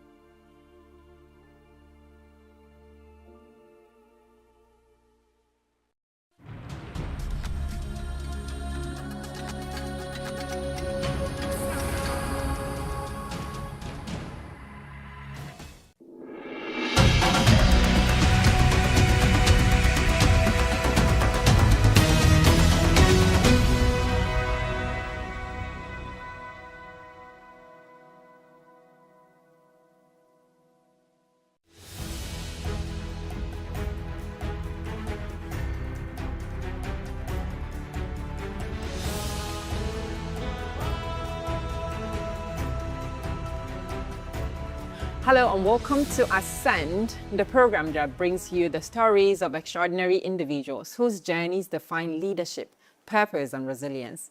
My name is Halima Abdurraouf. And today we shine the spotlight on a leader who represents a generation of visionaries, those who combine intellect with service and passion with purpose. My guest is Dr. Nuruddin Muhammad, a distinguished Nigerian who has served as Minister of State, 2 for Foreign Affairs and overseeing Minister of Information for the Federal Republic of Nigeria. This is a big thing for us at S24 because Ascend brings the best of the best. Known for this nature of intellect and civic consciousness, Dr. Muhammad embodies a blend of political maturity and youthful dynamism, a reflection of what Nigeria's future leadership could be. Join me as we explore this journey through governance, diplomacy and the continuous pursuit of national transformation. Welcome to Ascend, Dr. Nuruddin. Thank you, Halima. This is great pleasure because I think from what we discussed before coming on board, it looks like we've got this asset that we need to explore a lot. So let's start with, you've had one of the most unique trajectories in public service, rising to ministerial level for your age, for someone that is a visionary and all of that. This position of such as a young age or at a young age tell us the way this journey shaped who you are. But before all of that, I always like to take our guest through to see where did it all start from? Because this doesn't just start from ministerial position. It's been an ongoing thing. Where did you start from? Thank you very much for this. You're welcome, sir. Very insightful question, I would say. While we're talking off air, you were telling us about your dad, how he was bringing newspapers back home. And so I think my trajectory started there as well. Wow. Yeah. That's interesting. Yeah, my dad was a school teacher. So, and I would say technically I was the first child. Okay. So I had all the books to play around with. So, and I think during the Second Republic, when Shagari was president, I had all these books where the governors were, I would be reading it, I would be asking him questions. And then through the questions, he would have to explain some stuff to me. And then that's when I started hearing about the Civil War, And then I was very inquisitive, so I downloaded a lot from him. I think that put me naturally ahead of my peers, because, I was hanging out around him a lot with his friends, and I was downloading, I think that's how I got my civic consciousness. And quite early, from primary school days, we were precautiously inducted into politics. From primary school days? Yes, around primary 5, 6. There were these local politicians who were not literate, and they needed someone to take minutes of their meetings, So they will invite us to come and take minutes. Wow. We're like as far back as primary 4. I can remember I was 11, 10 years then. Wow. Yeah, we were taking minutes, and then naturally we became a team. And the zero-party elections in 1987 during General Ibrahim Badamasi Babangida's failed transition experiments, as soon as the first time we started flirting was actually voting. Wow. Yeah, so and then 89 came, it was SDP. We were still quite young. We weren't teenagers then, around 12, but we were deeply involved in the SDP and RC politics, from the local level to the state levels, Ironically, my political godfather is former governor of Jigawa State, Sule Lamido. Oh. I can remember 1989, I was in JSS2. That's old Kano. So they came around to launch SDP in Hadeja. We marched along his car all over town, For real? Yeah. Our eyes met, but I was less than 12. Young boy. Yeah. So it has been a long journey, and then into medical school, and then you start seeing these problems in reality. Oh. You start seeing death, devastation, sickness, poverty, and you start asking yourself, how do you fix this? There's only one way, is to do it yourself. And that's the... To do it yourself, you need to... Yeah, that's politics, exactly. So some of us were so politically charged that even as medical students, when we speak, elements of politics will this is a lot. yeah, elements of politics will pop out, and and then we started writing from a distance. And I think it was through those writings that we were noticed. And that's how... I think for the first time for me, a medical student or a doctor, and writing and politics, that's a lot. Because now your whole life looks like it's a big circle that is giving in all ramifications. As a medical student or as a doctor, you're giving back to society, whether you like it or not. Then as a politician, who is not just politician, that's trading, because that's the problem in Nigeria. So I would recall Governor Lamido read one of my articles around 2008. Okay. He read me in the newspapers. That time, the social media was not a big thing then. Mm-hmm. I'm not sure Facebook was very popular around 2008, so he read it in the hard copies. It was there, but not very popular. Yeah, not very popular. He read me in the hard copies and thought, wow, this is a wonderful piece. He asked his aides, can you get this person for me? Because he didn't know whether it's a young man or so it's just a person. And, after a week of search, they got me. So he invited me to come and meet him. So he was sitting in a room across a sofa. And then when they opened the door and I was ushered in, he looked at me from top to bottom. I was wearing a jacket. I was from the hospital. He said, where do you work? Then I told him I was working at Kano Teaching Hospital in Kano. He said, are you a doctor? Yes. Yeah, because as you said, he didn't expect what he read coming from a doctor. He said, I will not allow you to touch me. Which means he was saying, you are not a doctor. You belong somewhere else, not in the hospital. And that's how our relationship started. Yeah. So yeah, really it's contradictory to a lot of people. Indeed. But not knowing that, actually, medicine is essentially there's a lot of political content to medical training. Yes, and there's a lot of political consciousness to practicing medicine, because you always meet political problems. You see people dying because they don't have oxygen. You see people dying because they cannot afford medication. Someone walks into the emergency room and you tell them the admission fee is 10,000. And they can't afford it. And they turn back, and you know they are going to die. You don't know when. You know, so there's nobody who will be walking around charged political issues like this. So most doctors are politically charged. They may not be politicians, but they are seriously politically conscious and charged. And if you look at history, some of the revolutionary leaders around the world, even the violent revolutionaries, they were doctors. Yeah. So let's go. You've often been described as both scholarly and pragmatic. In what ways do you bring all of this in terms of your upbringing and education shape your perspective on leadership, especially in Nigeria's context? Well, so let me say I started as scholarly because I was an institutionalized person.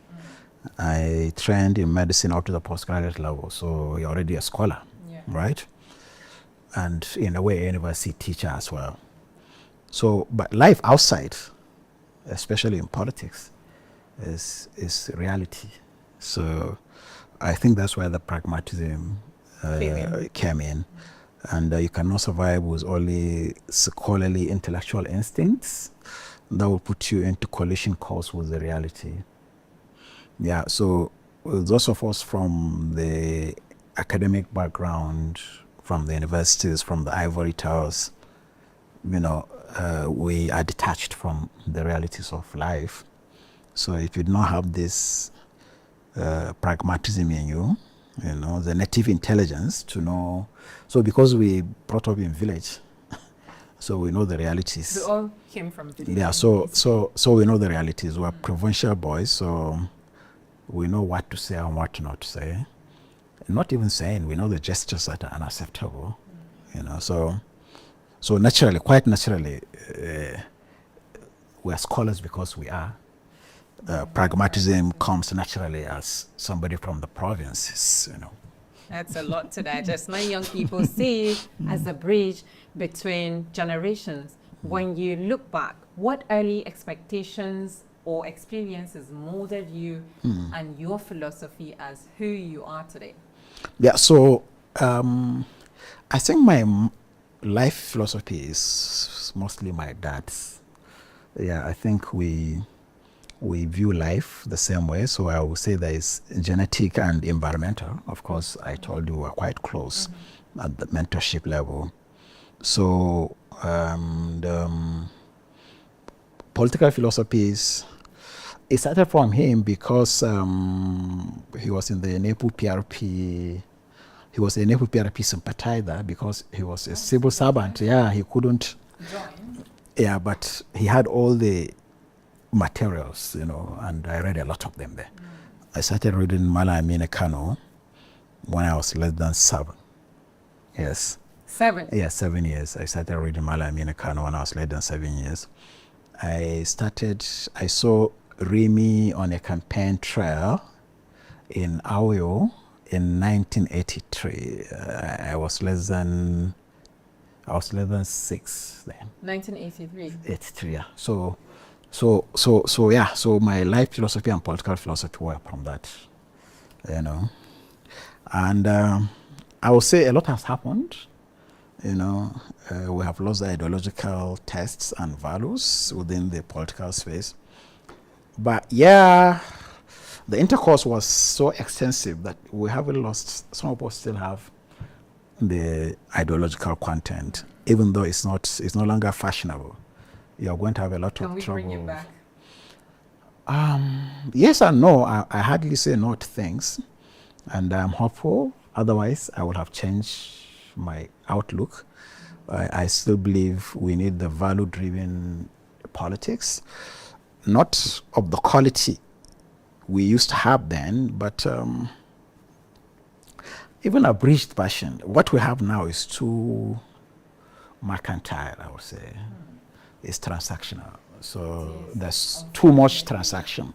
So we're not saying go back to the old days, but let us negotiate some irreducible minimums. Like, for example, let us educate all our children. Yeah, let us make sure nobody dies because of they cannot afford medicine. Not the big machines, drugs. Yeah, so let's agree that any drug, no matter how expensive it is, if there's a drug you'll give to a human being and they will not die, let us accept that as irreducible minimum. Let us accept that people cannot be killed or herded like cattle. You know, the way you rustle cattle, you rustle human beings now in northern Nigeria. Yeah, so at least let's just have this barest minimum, and then we can do the transactions everywhere else, right? Yeah. So that's the pragmatism and scholarly talking about. Yeah, let us have this.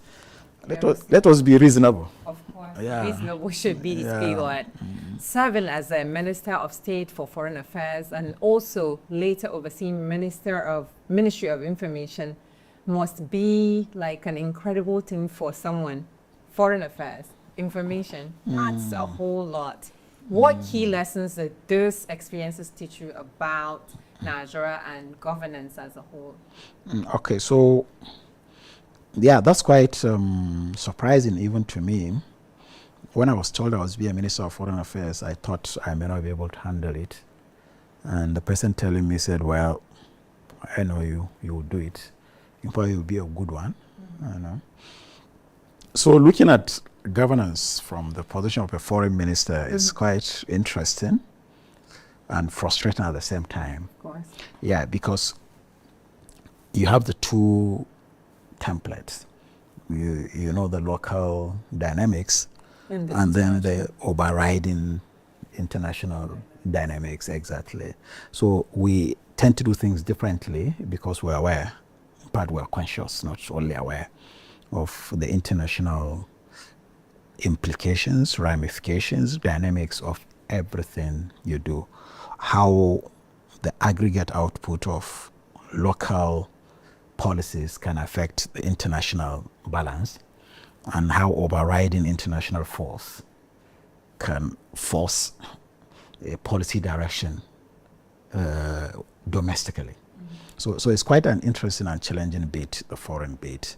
Of course, the information bit is difficult. It's difficult, but it's difficult. Like a steer that you know. Yeah, it's difficult because there's this look, there's this perception Nigerians have about their information ministers. Yes. Okay, so exactly. So, and the by and large end of us very infamous, you know. And there I was, around 36, and a foreign minister. So a foreign minister is 36. Yeah, a foreign minister is someone who is measured, you know, who as diplomats we can say a lot, and at the end we didn't say anything. So that's far away from being combative. So, and I see some of the foreign ministers, information ministers are combative. Yes, you know, so more combative. Yeah, so I actually behaved more as a diplomat, even as information minister. I remember there was there a negative side to trying to be a diplomat as the Minister of Information? The traditional information ministers we have had in Nigeria, at least a couple of them, you know, were more of combative. Yeah, they are. Yeah. Me, I was more of trying to set narratives before they even start. Because that's how I think even the president noticed me. Yeah, you can imagine, well, a Nigerian president decide on a 36-year-old medical doctor from foreign ministry to oversee information. There are a lot of there are a lot of hands available. Yeah, you know? Not even just that. I mean the gap. Exactly. The medical field. The medical field, exactly. Diplomatic. So yeah, but because I have worked closely with the president then, at the foreign beat, you know. And even domestically, if there are some small meetings, I used to come with innovative ideas about how to control narratives. Or people would be shouting, there is a problem. I'll say, but there wasn't a problem. That's where the problem started. I will point out how the narrative started. So I think that's what the president liked about me. That if I were an information minister, I would be more interested in controlling narratives. I would have anticipated that this could be a narrative, yeah, and then try to, yeah, but I was only there for 4 months. Yeah, I was there between September 2014 to January 2025. Unfortunately, I had to resign to go and contest elections back home. Oh, would you like to take us through that journey for a bit? Well, that's politics. We started talking from politics. Yes, but you can just yeah, so like moving. Yeah. See, 2 ministerial positions and then back to politics. Back to I politics, know it's appointment on the ministerial level, and politics is more like a combative field. Yeah, exactly. That's so the transitioning from these two places is what. Yeah, so I have known politics from the theoretical levels. I told you I have been exposed since at primary school. Yeah, but this one is a completely different one. I was to contest as a deputy gubernatorial candidate in my state in 2015. So there I was. I resigned from Abuja. I went back to Duse in Jigawa. I have not been home for 2 decades, as in present. Yeah, I have not been a resident in Jigawa for almost 2 decades. Yes, more than 2 decades then, because since I started boarding school in '91, you just a visitor home. Yeah. From boarding school, from boarding house, you went to university. From university, you started postgraduate training, you working, and from there I jumped to Abuja. So it was like the first time for me coming back home was no exit date. That was my first time since 1991. Yeah, so I had a lot of adjustments to do. And that's where my provincial outlook helped me. Yeah, because how do they say it in Pidgin? We control this side. They say something. Now we play this. Now we decide. So as a provincial boy, nothing do you know? Yeah. Yeah, and then we had this campaign for 4 months. And a lot of people in the campaign team were surprised. Doctor, I never told you this. I'll tell you, do you know where I was born? Do you know where I was born? Yeah, and that brings people close to you. Yeah, we campaigned for 4 months non-stop, and we lost the election. But I made progress. Yeah. An impact as well. Yeah. Of course, because for people to know that you know some certain things that not really in your place. Importantly, they have known that I am as provincial as anybody can be. It doesn't matter you see me blowing grammar in United Nations. It's Najaz. When it comes to the real grassroots, no one can beat you. Yeah, no one can claim. And I may not look, I may not sound, but once you touch, you will say, wow, this one is our own. So that was my first big advantage, to connect. To the grassroots. Yeah, for the people to know you are really born, bred, and connected there. And immediately after the elections, that's when I started my foundation, because I have seen a lot of problems to address. Which perhaps government, that's what one will concentrate on. So now we have lost the elections, but I have this political energy, as I told you.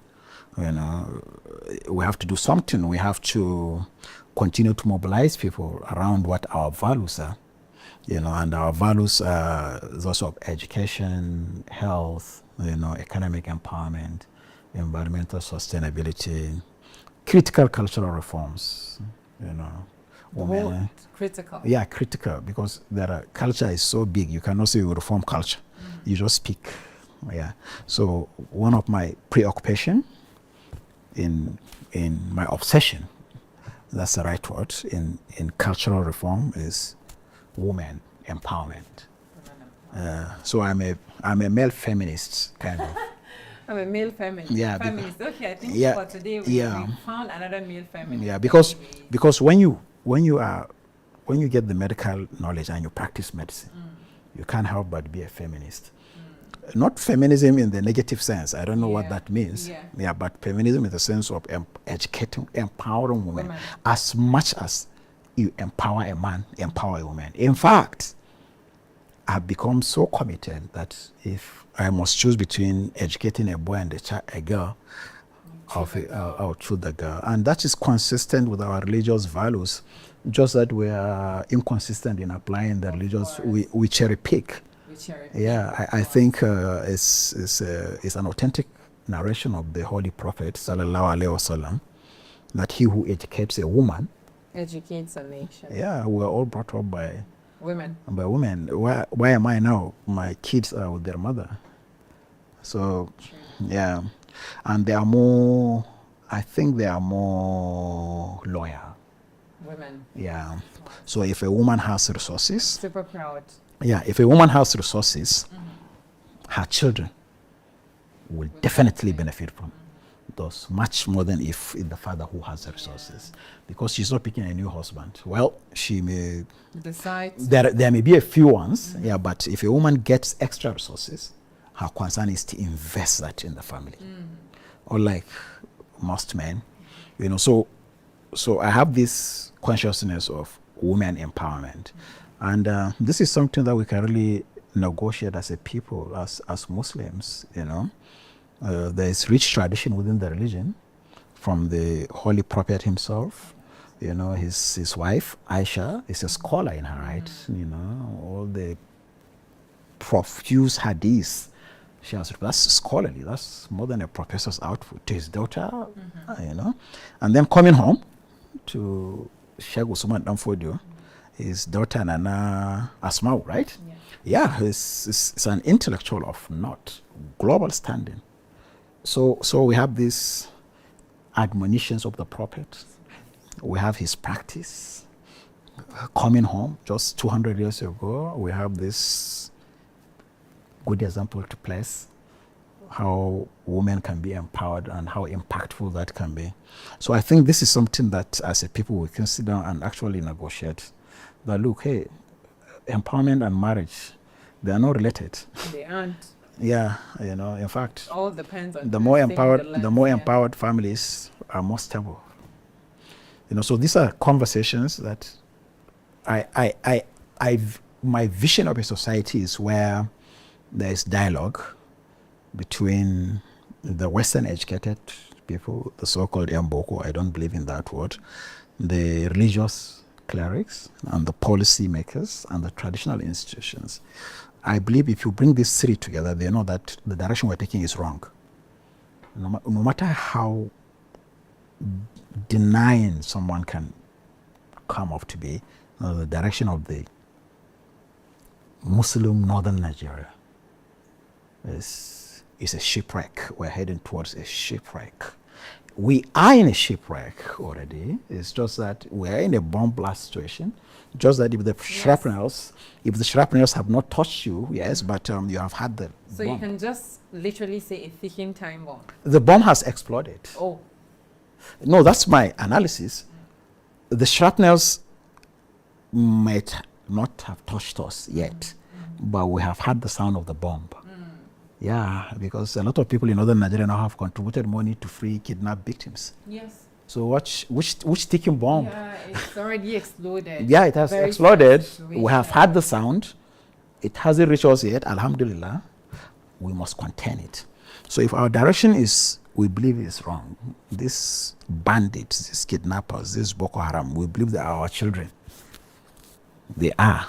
The kids stabbing people in our cities. So in the bush you have the bandits, the kidnappers. In the city. In the cities you have thugs killing brilliant people, you know, for cell phones. So if we believe these are our children, we bond them, we train them, whether we like it or not, then we need to change direction. For us to change direction, we must renegotiate the society, the value system. We have to recalibrate education and the inculcation of the right religious values will have to take center stage. Yeah, so I think we've got a walking encyclopedia in the studio today, and I keep listening because I know it's taking me somewhere and somewhere, and there's a lot to talk about. In your view, as Nigeria is, and if you bring it down to northern Nigeria, what are those key things, apart from women empowerment, apart from maybe using a foundation to change the narrative, what are those key things you think, in a nutshell, if we bring them together, would take us out of this situation that we're in? Because if you look at it, the number of out-of-school children, the largest is in northern Nigeria. Poverty rates, northern Nigeria. Lack of education is northern Nigeria. Like economic downturn, it's just too many to mention. What are those key things that can change our narrative? Yeah, so when you say education, poverty, you mean globally, right? Yes, it's a global thing, but if you trickle it down to Nigeria and then take it back to so which means it's a very serious problem. It is. If a particular region in a particular country has the world's worst statistics in out-of-school children, in poverty, in illiteracy levels, in maternal death, malnutrition, child death, child poverty, child vagrancy, adult destitution. That's another problem that we don't talk about. Yes. There's adult destitution everywhere. Everywhere. You see our people begging everywhere, adults. So this is what I'm talking about at the beginning. We have to renegotiate the corrective outputs, right? There are corrective institutions in each society, schools, clerics, traditional institutions. Even before you start government, these ones are the corrective institutions, from family to schools to. So we have to educate people. And what our clerics preach, we have to change priority about what we preach. I think telling someone from Kano to pray or not take alcohol is hitting a dead horse. That line of preaching has expired. I don't think there's any place on earth with as much concentration of mosques per square meter in the world like Kano. I grew up in Kano. I did university in Kano. I've never seen alcohol. I'm telling you. I did secondary school in Kano. I did university. In campus, I have never seen alcohol. So I did postgraduate. And my university in 10 years old. My undergraduate, I was in university for 10 years. I've never seen alcohol in my life. Because of strike? Yeah, because of strikes. Yeah, strikes. Yeah, strikes and other local issues. So, which means our preaching should preach we should put our mouth why there's this preaching. You should put your mouth where you are. Put your money where your mouth is. Yeah. So we should look at our problems. Yeah. Right? We have problem of child destitution, adult destitution, poverty, illiteracy, death, and so on. Nobody stops death, but we can stop women from dying when they are giving birth, and the children. They are not dying like that in Saudi Arabia. They are not dying like that in Malaysia. They are not dying like that in Indonesia. They are not dying like that in Sudan, in Egypt. All these are Islamic societies. So these corrective institutions, the clerics, the traditional institutions, and the government coming to education, for me, having this discussion and agreeing on what both institutions will take as irreducible minimum, our Friday sermons, our admonitions, our wa'azi, our everything should be focused on responsibility of a father on his child as far education is concerned, as far health is concerned, as far feeding is concerned, Otherwise, don't even get married. That's a religious injunction. If you cannot afford, don't get married. Not even child, the marriage itself is not necessary. Not that, Because once you get married, you and this is incontrovertible. There's no controversy in the religion about your responsibility on your family. If you go to these countries who like to copy as Muslims, before you marry, you have to be signed out that you have fulfilled this criteria. So we must be able to have this control, because we're essentially an Islamic society where religion drives the culture.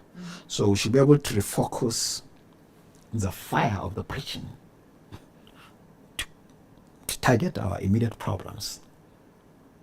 So one of the problems of Nigeria, especially in northern Nigeria, is also population explosion. And you've mentioned things around for every parent. I mean, every person that wants to get married, they should put it at the back of their mind that they are responsible for those kids. And as a religious, not godly society, because I feel like we're religious, but we're not really godly society, in what ways do you think we can preach to people to do family planning? I'm not meaning someone should not give birth, but like in Turkey, if you take a look in Turkey, before, like you said, before you even think of getting married, there are some criteria you need to meet to say, okay, you've got plans for your future kids and stuff like that.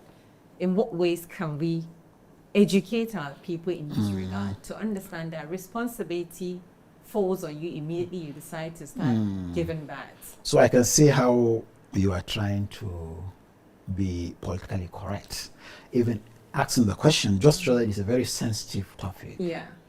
And that's one area where we feel strongly about when you say population control or how population can be a problem. Somebody will tell you China is 2 billion. Yeah. Yeah, but so it's not population that is problem. Okay. It's dependency ratio that is a problem. China is more than 8 billion, but the dependency ratio is one of the least in the world. They had this one-child policy for decades. So dependency ratio is very low. Our own is not population, it's dependency ratio. It's me having 20 children. So we're not talking about, now you're asking me perhaps the material aspect. We're not even talking of the emotional aspect.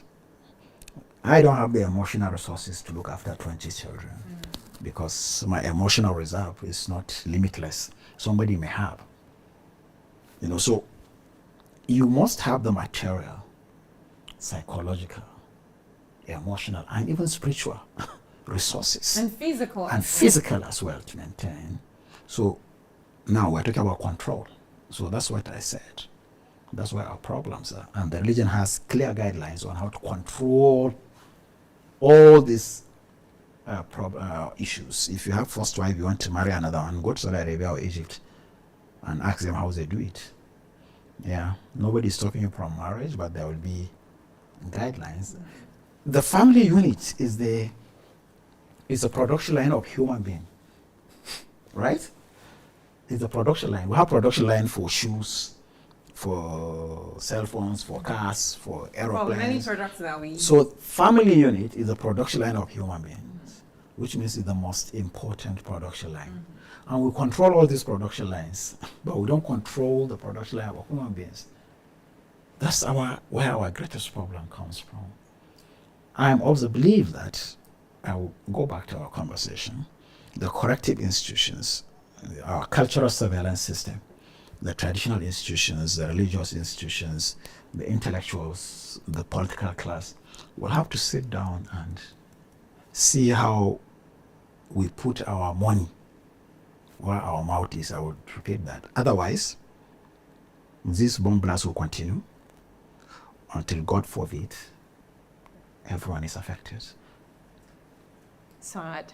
You're watching Asan on S24 television, where we explore the journeys of those who inspire change, challenge norms, and redefine leadership for a new generation.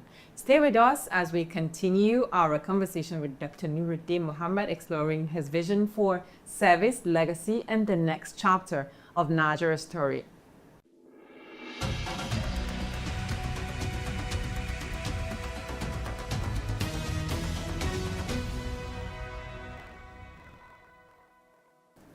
Welcome back. If you're just joining us, it's still Ascend on S24 television.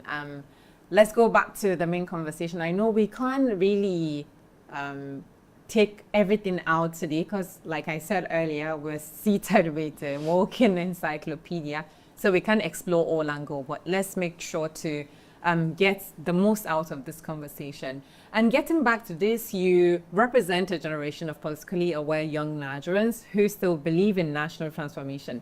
What does the concept of a new Nigeria mean to you personally? New Nigeria. Yeah. Well, I have never used the word, but hearing it now means a renewed kind of country in so many perspectives, right? In an improved way, kind of. Maybe better economy, better security, more infrastructure, more opportunities. Economic empowerment. Yes, empowerment. Yeah, that's, to me, that sounds like new Nigeria means.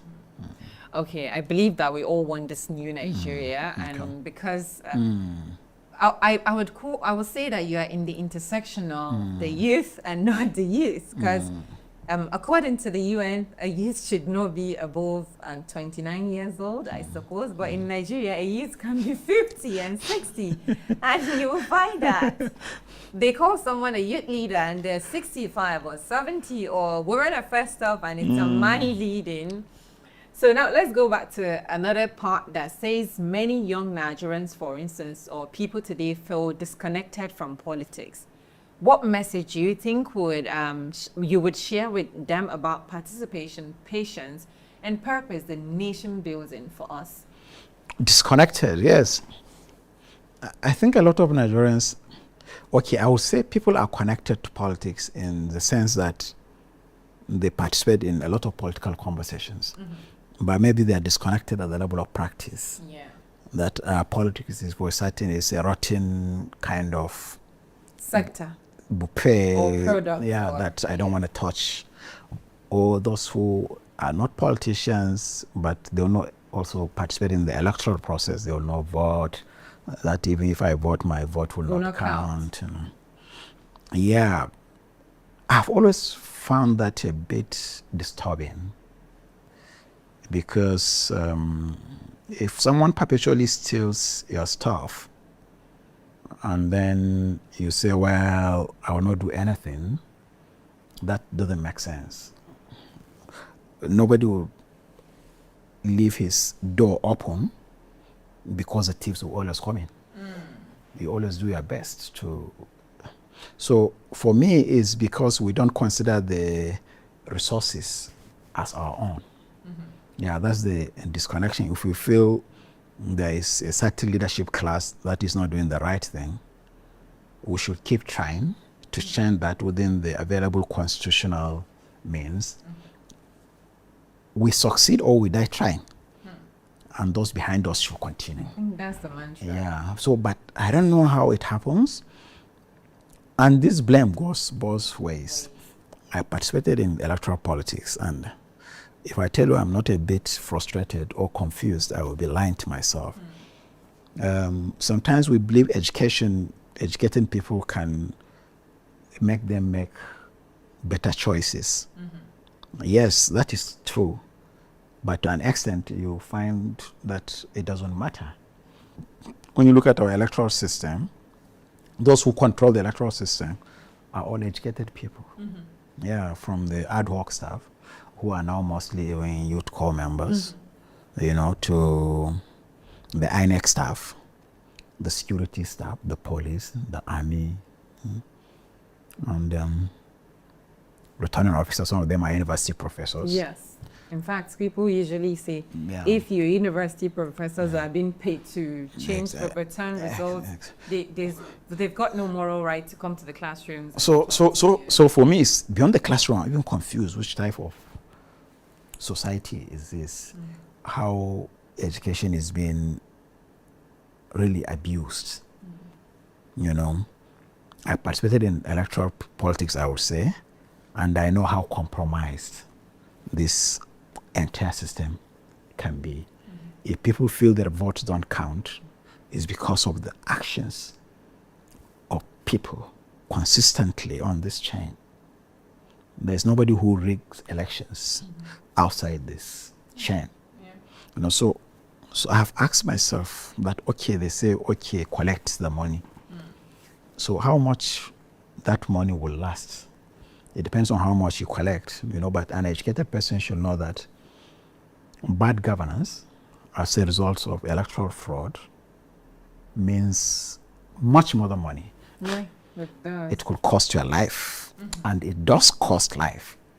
In fact, as we speak now, people are dying because of bad governance. And don't say I'm a university professor and I live within the comfort of the university quarters in a city, so I don't have problem with bandits, you know. You could be caught up in the road. Yeah, you could be caught up. You could be rushed to a hospital that is not functioning. Your daughter could be carted away in boarding house. So it beats my imagination, and I'm yet to find the answer to that, actually, to be honest, too. How seemingly well-educated people will collect money, and I'll call it peanuts, no matter how much they give you. Yeah, it's peanuts. Yeah, it's peanuts, because bad electoral fraud is a direct cause of bad governance, and bad governance kills. So, yes, I understand people can be frustrated and disconnected, but I think the elites, and when I say elite, I always use the word loosely. Anybody who can read and write and can reason, anybody who has gotten the privilege to read and write and reason within this system is an elite. Yeah. And we can all exert that elitism in our spheres of influence, which are a couple of polling units, or a whole political wards, or a local government, and change things. Yes, whoever you vote will cheat, will steal the money. So will you then allow the money to continue to be stolen? Yeah, you have to do something. You know, so I think the political consciousness is there. The political disconnection is building up, and is not going to be a good end for our people. Of course. You've worked with government at various levels. Do you think that, or in what ways do you think the next generation of Nigerian young politicians can make a difference, or they can do something differently? Okay, I didn't work with government at different levels.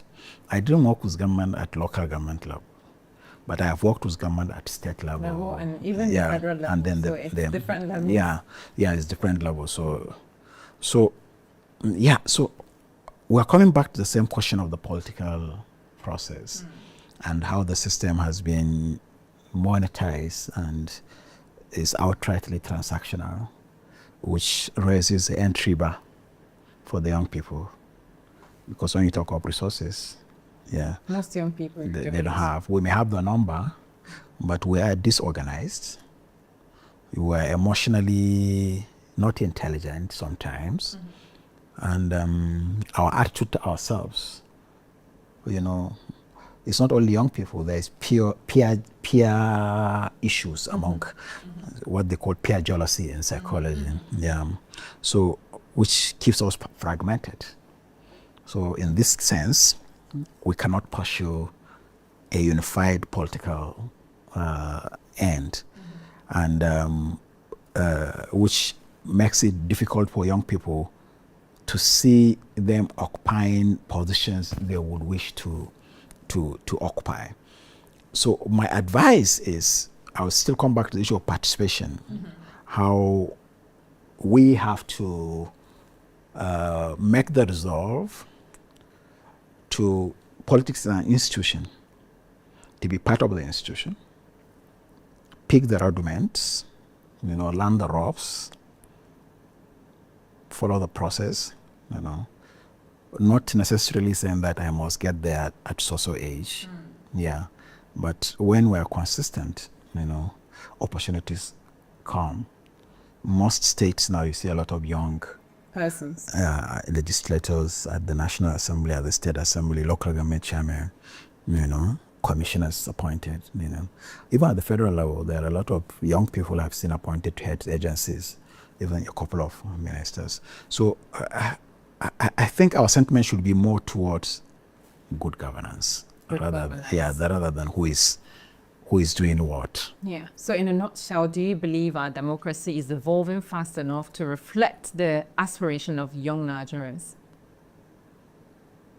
Wow, that's a bit tough question. I think young Nigerians, what they need is education, economic opportunities, and physical security.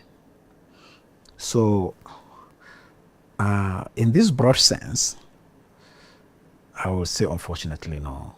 Yeah, there's well, a I lot. was expecting that. Yeah, But of course, because you're an encyclopedia, you're trying to find a way. Because somebody has to look at the realities. You know, I don't think Nigeria's young people are adequately physically protected.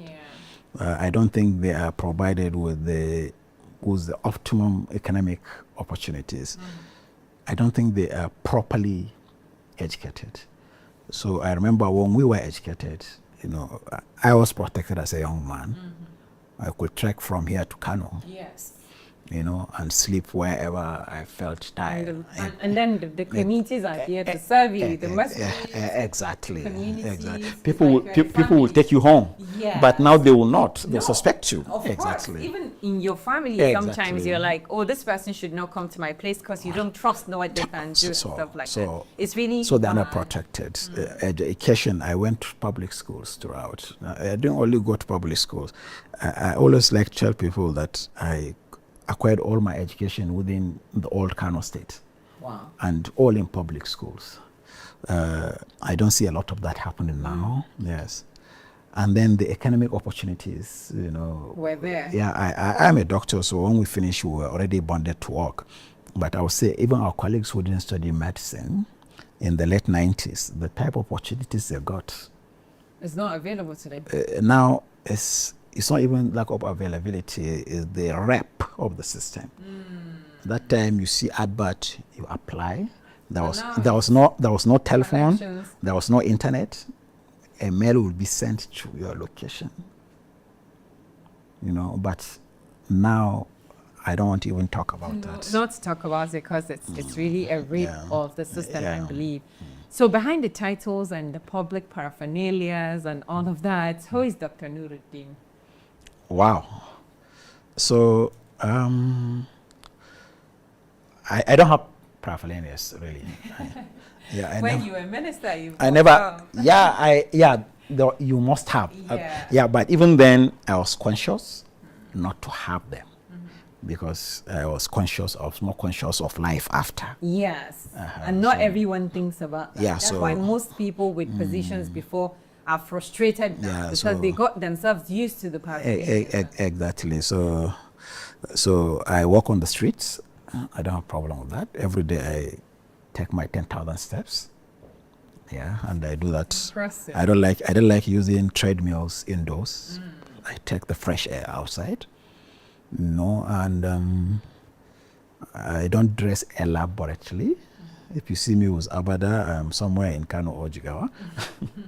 You know, and I like driving myself. I don't have a driver, so interesting. Yeah, so I think I have conquered life at that level, and that makes me very comfortable and happy. If I see the stuff people are struggling with, sometimes I just laugh, you know, because I don't know really. Common sense is not common. It is. Yeah, but there are stuff that they are not worth. And titles, I don't have any title. It's just my medical degree. That one is statutory. So I'm not this of so kingdom, you know. Because you do not want them, or yeah, I don't like visibility. Okay, why? I think it's a personality thing. Yeah, I think I don't like I like solitude. I like to be alone and reflect. That's my energy.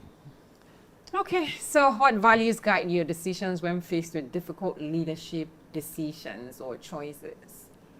Okay, so there's this consistent admonition that my political boss will always tell me. That's former governor of Jigawa State, Sule Lamido. He would say, Nura, be yourself. So he told me that I have observed you for a while. I have seen your original self. You are not ambitious. You are not pretentious. You have self-discipline to an extent. So just whatever you are deciding, let these values stick. Whatever comes out of your heart is probably not ambitious, is probably disciplined, you know. So you can take the decisions as they come from your mind. But mind you, you will make mistakes.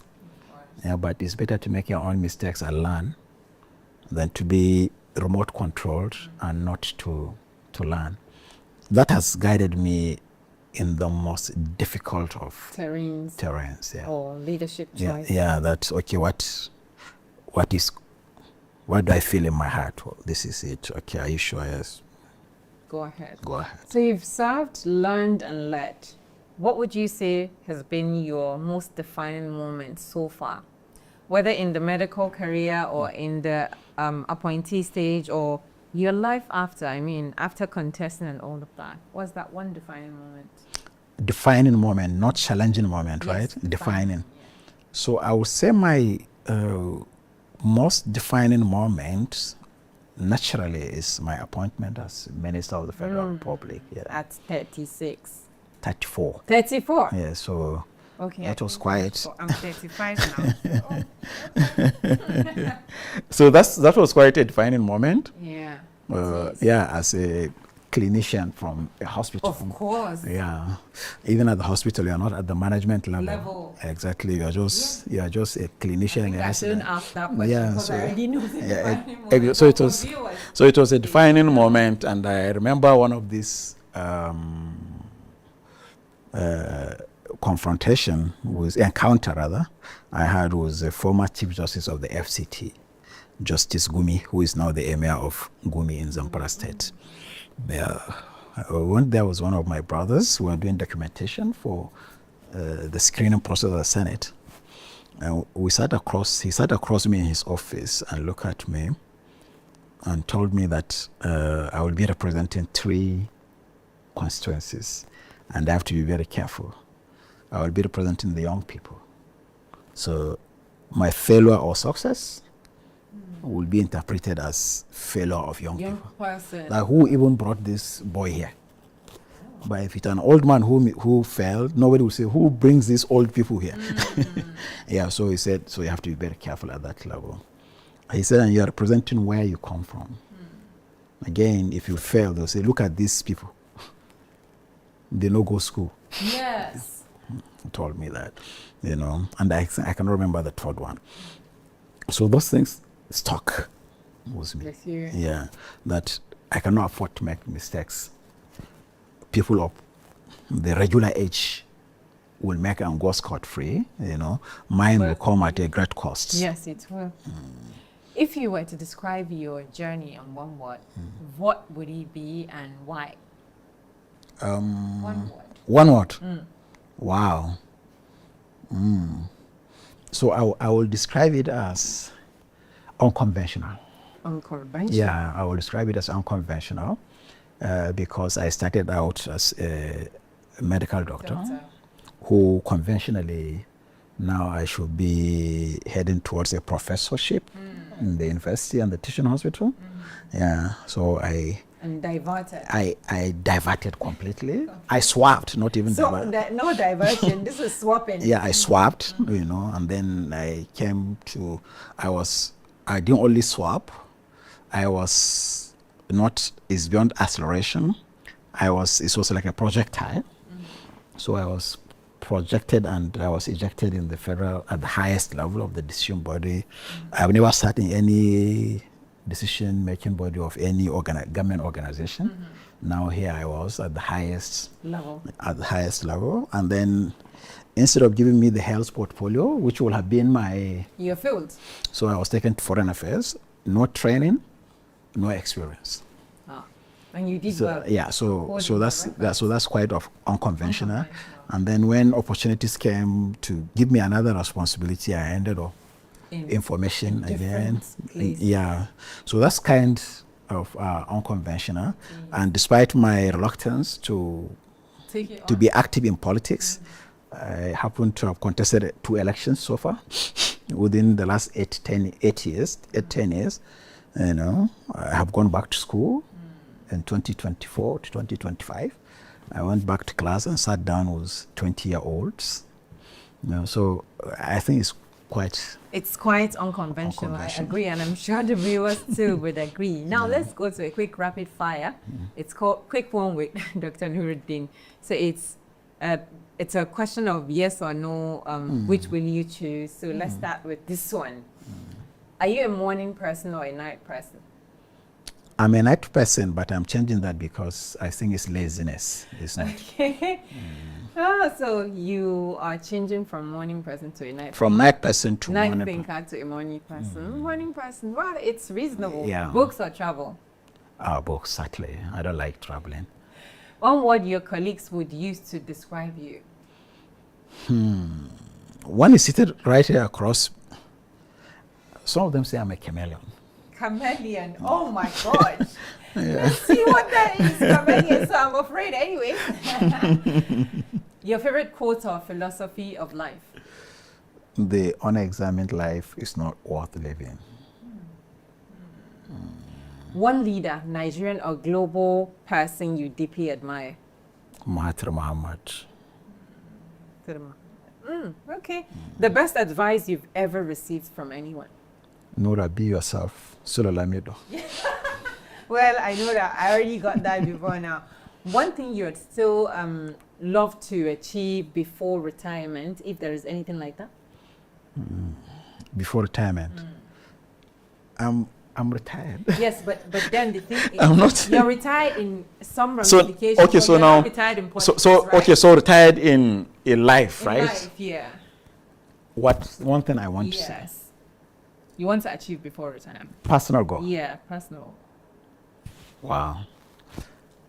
Personal goal. So I'm very careful with setting personal goals. Yeah.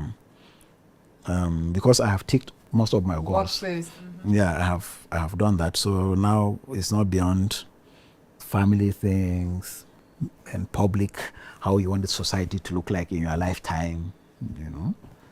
Okay, Yeah. well, we'll leave it at that. Yeah. If you've got one thing to fix in Nigeria, what would it be? Security.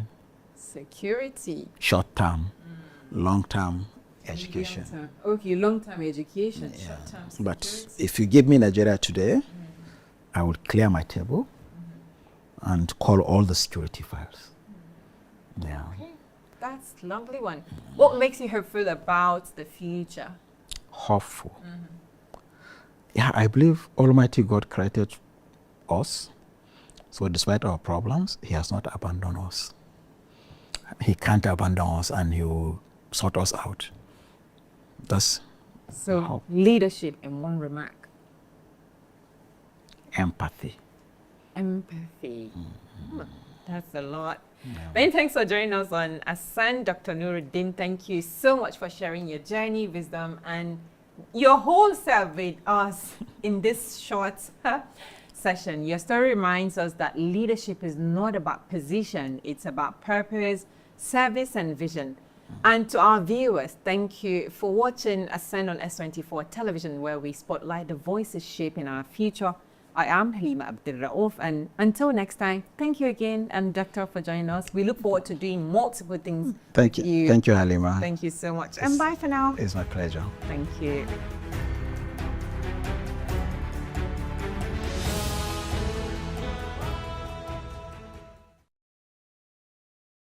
In the heart of Kermajiji lives a community, often seen but rarely heard. A community defined not by disability, but by resilience. These are men and women who wake up every day determined to survive, to belong, and to be recognized as citizens of their own country. For many people with special needs, Survival is not just about food or shelter. It is about security. It is about dignity. And most importantly, it is about the right to exist without fear.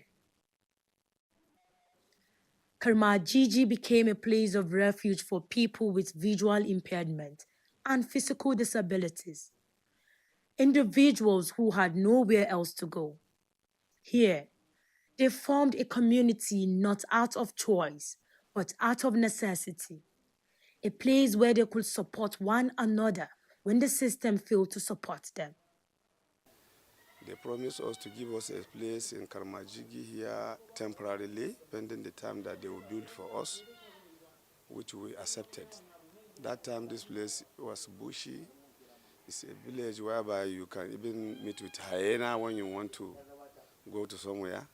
The land is for the army, so we don't have our own personal land that we are living. It's a temporary, so we need the government, police government to assist us so that to have our own personally. We have been living in this area since the time of Nasir el-Rufai. God willing, you will understand how difficult life is when you see that some of the people who helped build this place have now passed away. May Allah forgive them. In the end, everyone has their own time, and we are also just waiting for ours. Despite years of building their lives here, the land they stand on does not belong to them. At any moment, they could be asked to leave. No notice, no alternative, no certainty. For a community already facing physical and social barriers, displacement is more than relocation. It is the loss of safety, stability, and hope. Wannan unguwa an ba mu ne da cewar gwamnati ta ba mu. The place where we are living now was given to us, but only for a short time. Something that is given to you can be taken back at any time because it does not truly belong to you.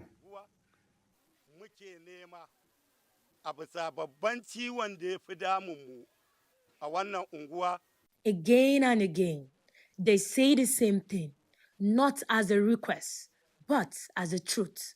They are human beings, they are citizens, and they deserve the same right as everyone else. Do Allah, ya duba Allah, ya duba halin da muke ciki. Mu ma ai mana mahallin nan, ai mana gidaje, inda za mu tsuguna da mu da ƴaƴanmu da. We are asking him in the name of Allah to look at our situation and help us get our own home, where we and our families can live. If we have this, we can take care of ourselves and go to a nearby farm. In kai ka kai kasuwa, akwai wanda zai bincika ya ce wannan kiwon makaho ne don haka ba zan tsaya ba? Mafi yawancinmu wannan barar da ake magana bara. Many of us are begging, and people call us beggars, but we don't want to keep begging. I don't want to raise my hand to beg. I also want to be able to give others. I also want to be able to give to others.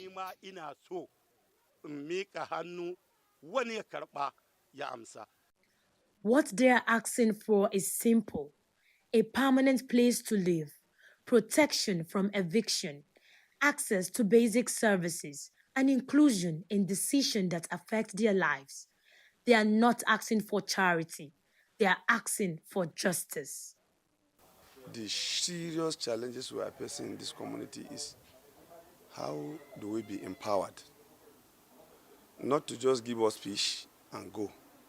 How do we get trade? We have some people in welding, we have some people in tailoring, we have some people in fish farm, poultry keeping, and also computer literate. We are now even trying to establish musicians and also to see how we can, some of our children can be trained into solar energy power establishment, and also to see how this aluminum glass should be being trained to our children and people with disability. We want to depend on ourselves. We want to become an independent, not depending on somebody. We want to see ourselves going further, not going back. If now we have something to do, we want our brothers to be like us. May they have something to do like us. We are living together with them, and we have many business people. They are not like begging, and we are enjoying our living. But we want to all of us to be business people or handwork or back to school, because we want our life to be better more than how you people are. We are citizens just like everyone else. They were elected by the people, and we are part of those people. Our children will vote, and we will also vote. We have rights just like everyone else. If they can support at least 150 people out of the 500 people living here with 500,000 naira each, I believe we can help take care of the remaining 350 people ourselves.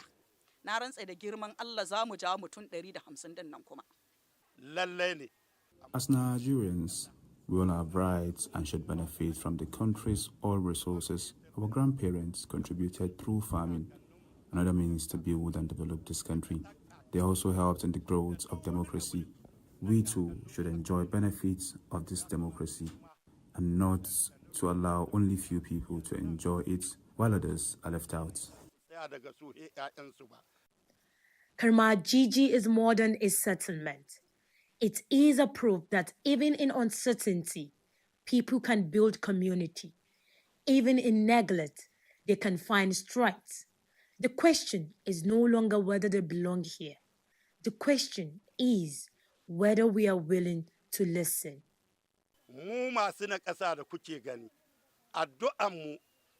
Our prayer are answered prayers. Honestly, when we say, may Allah reward you with goodness, Allah will truly reward you with goodness. And what keeps surprising me is the government.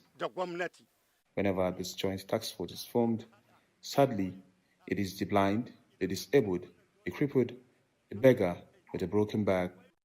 They keep chasing and arresting, whether there is a reason or no reason at all.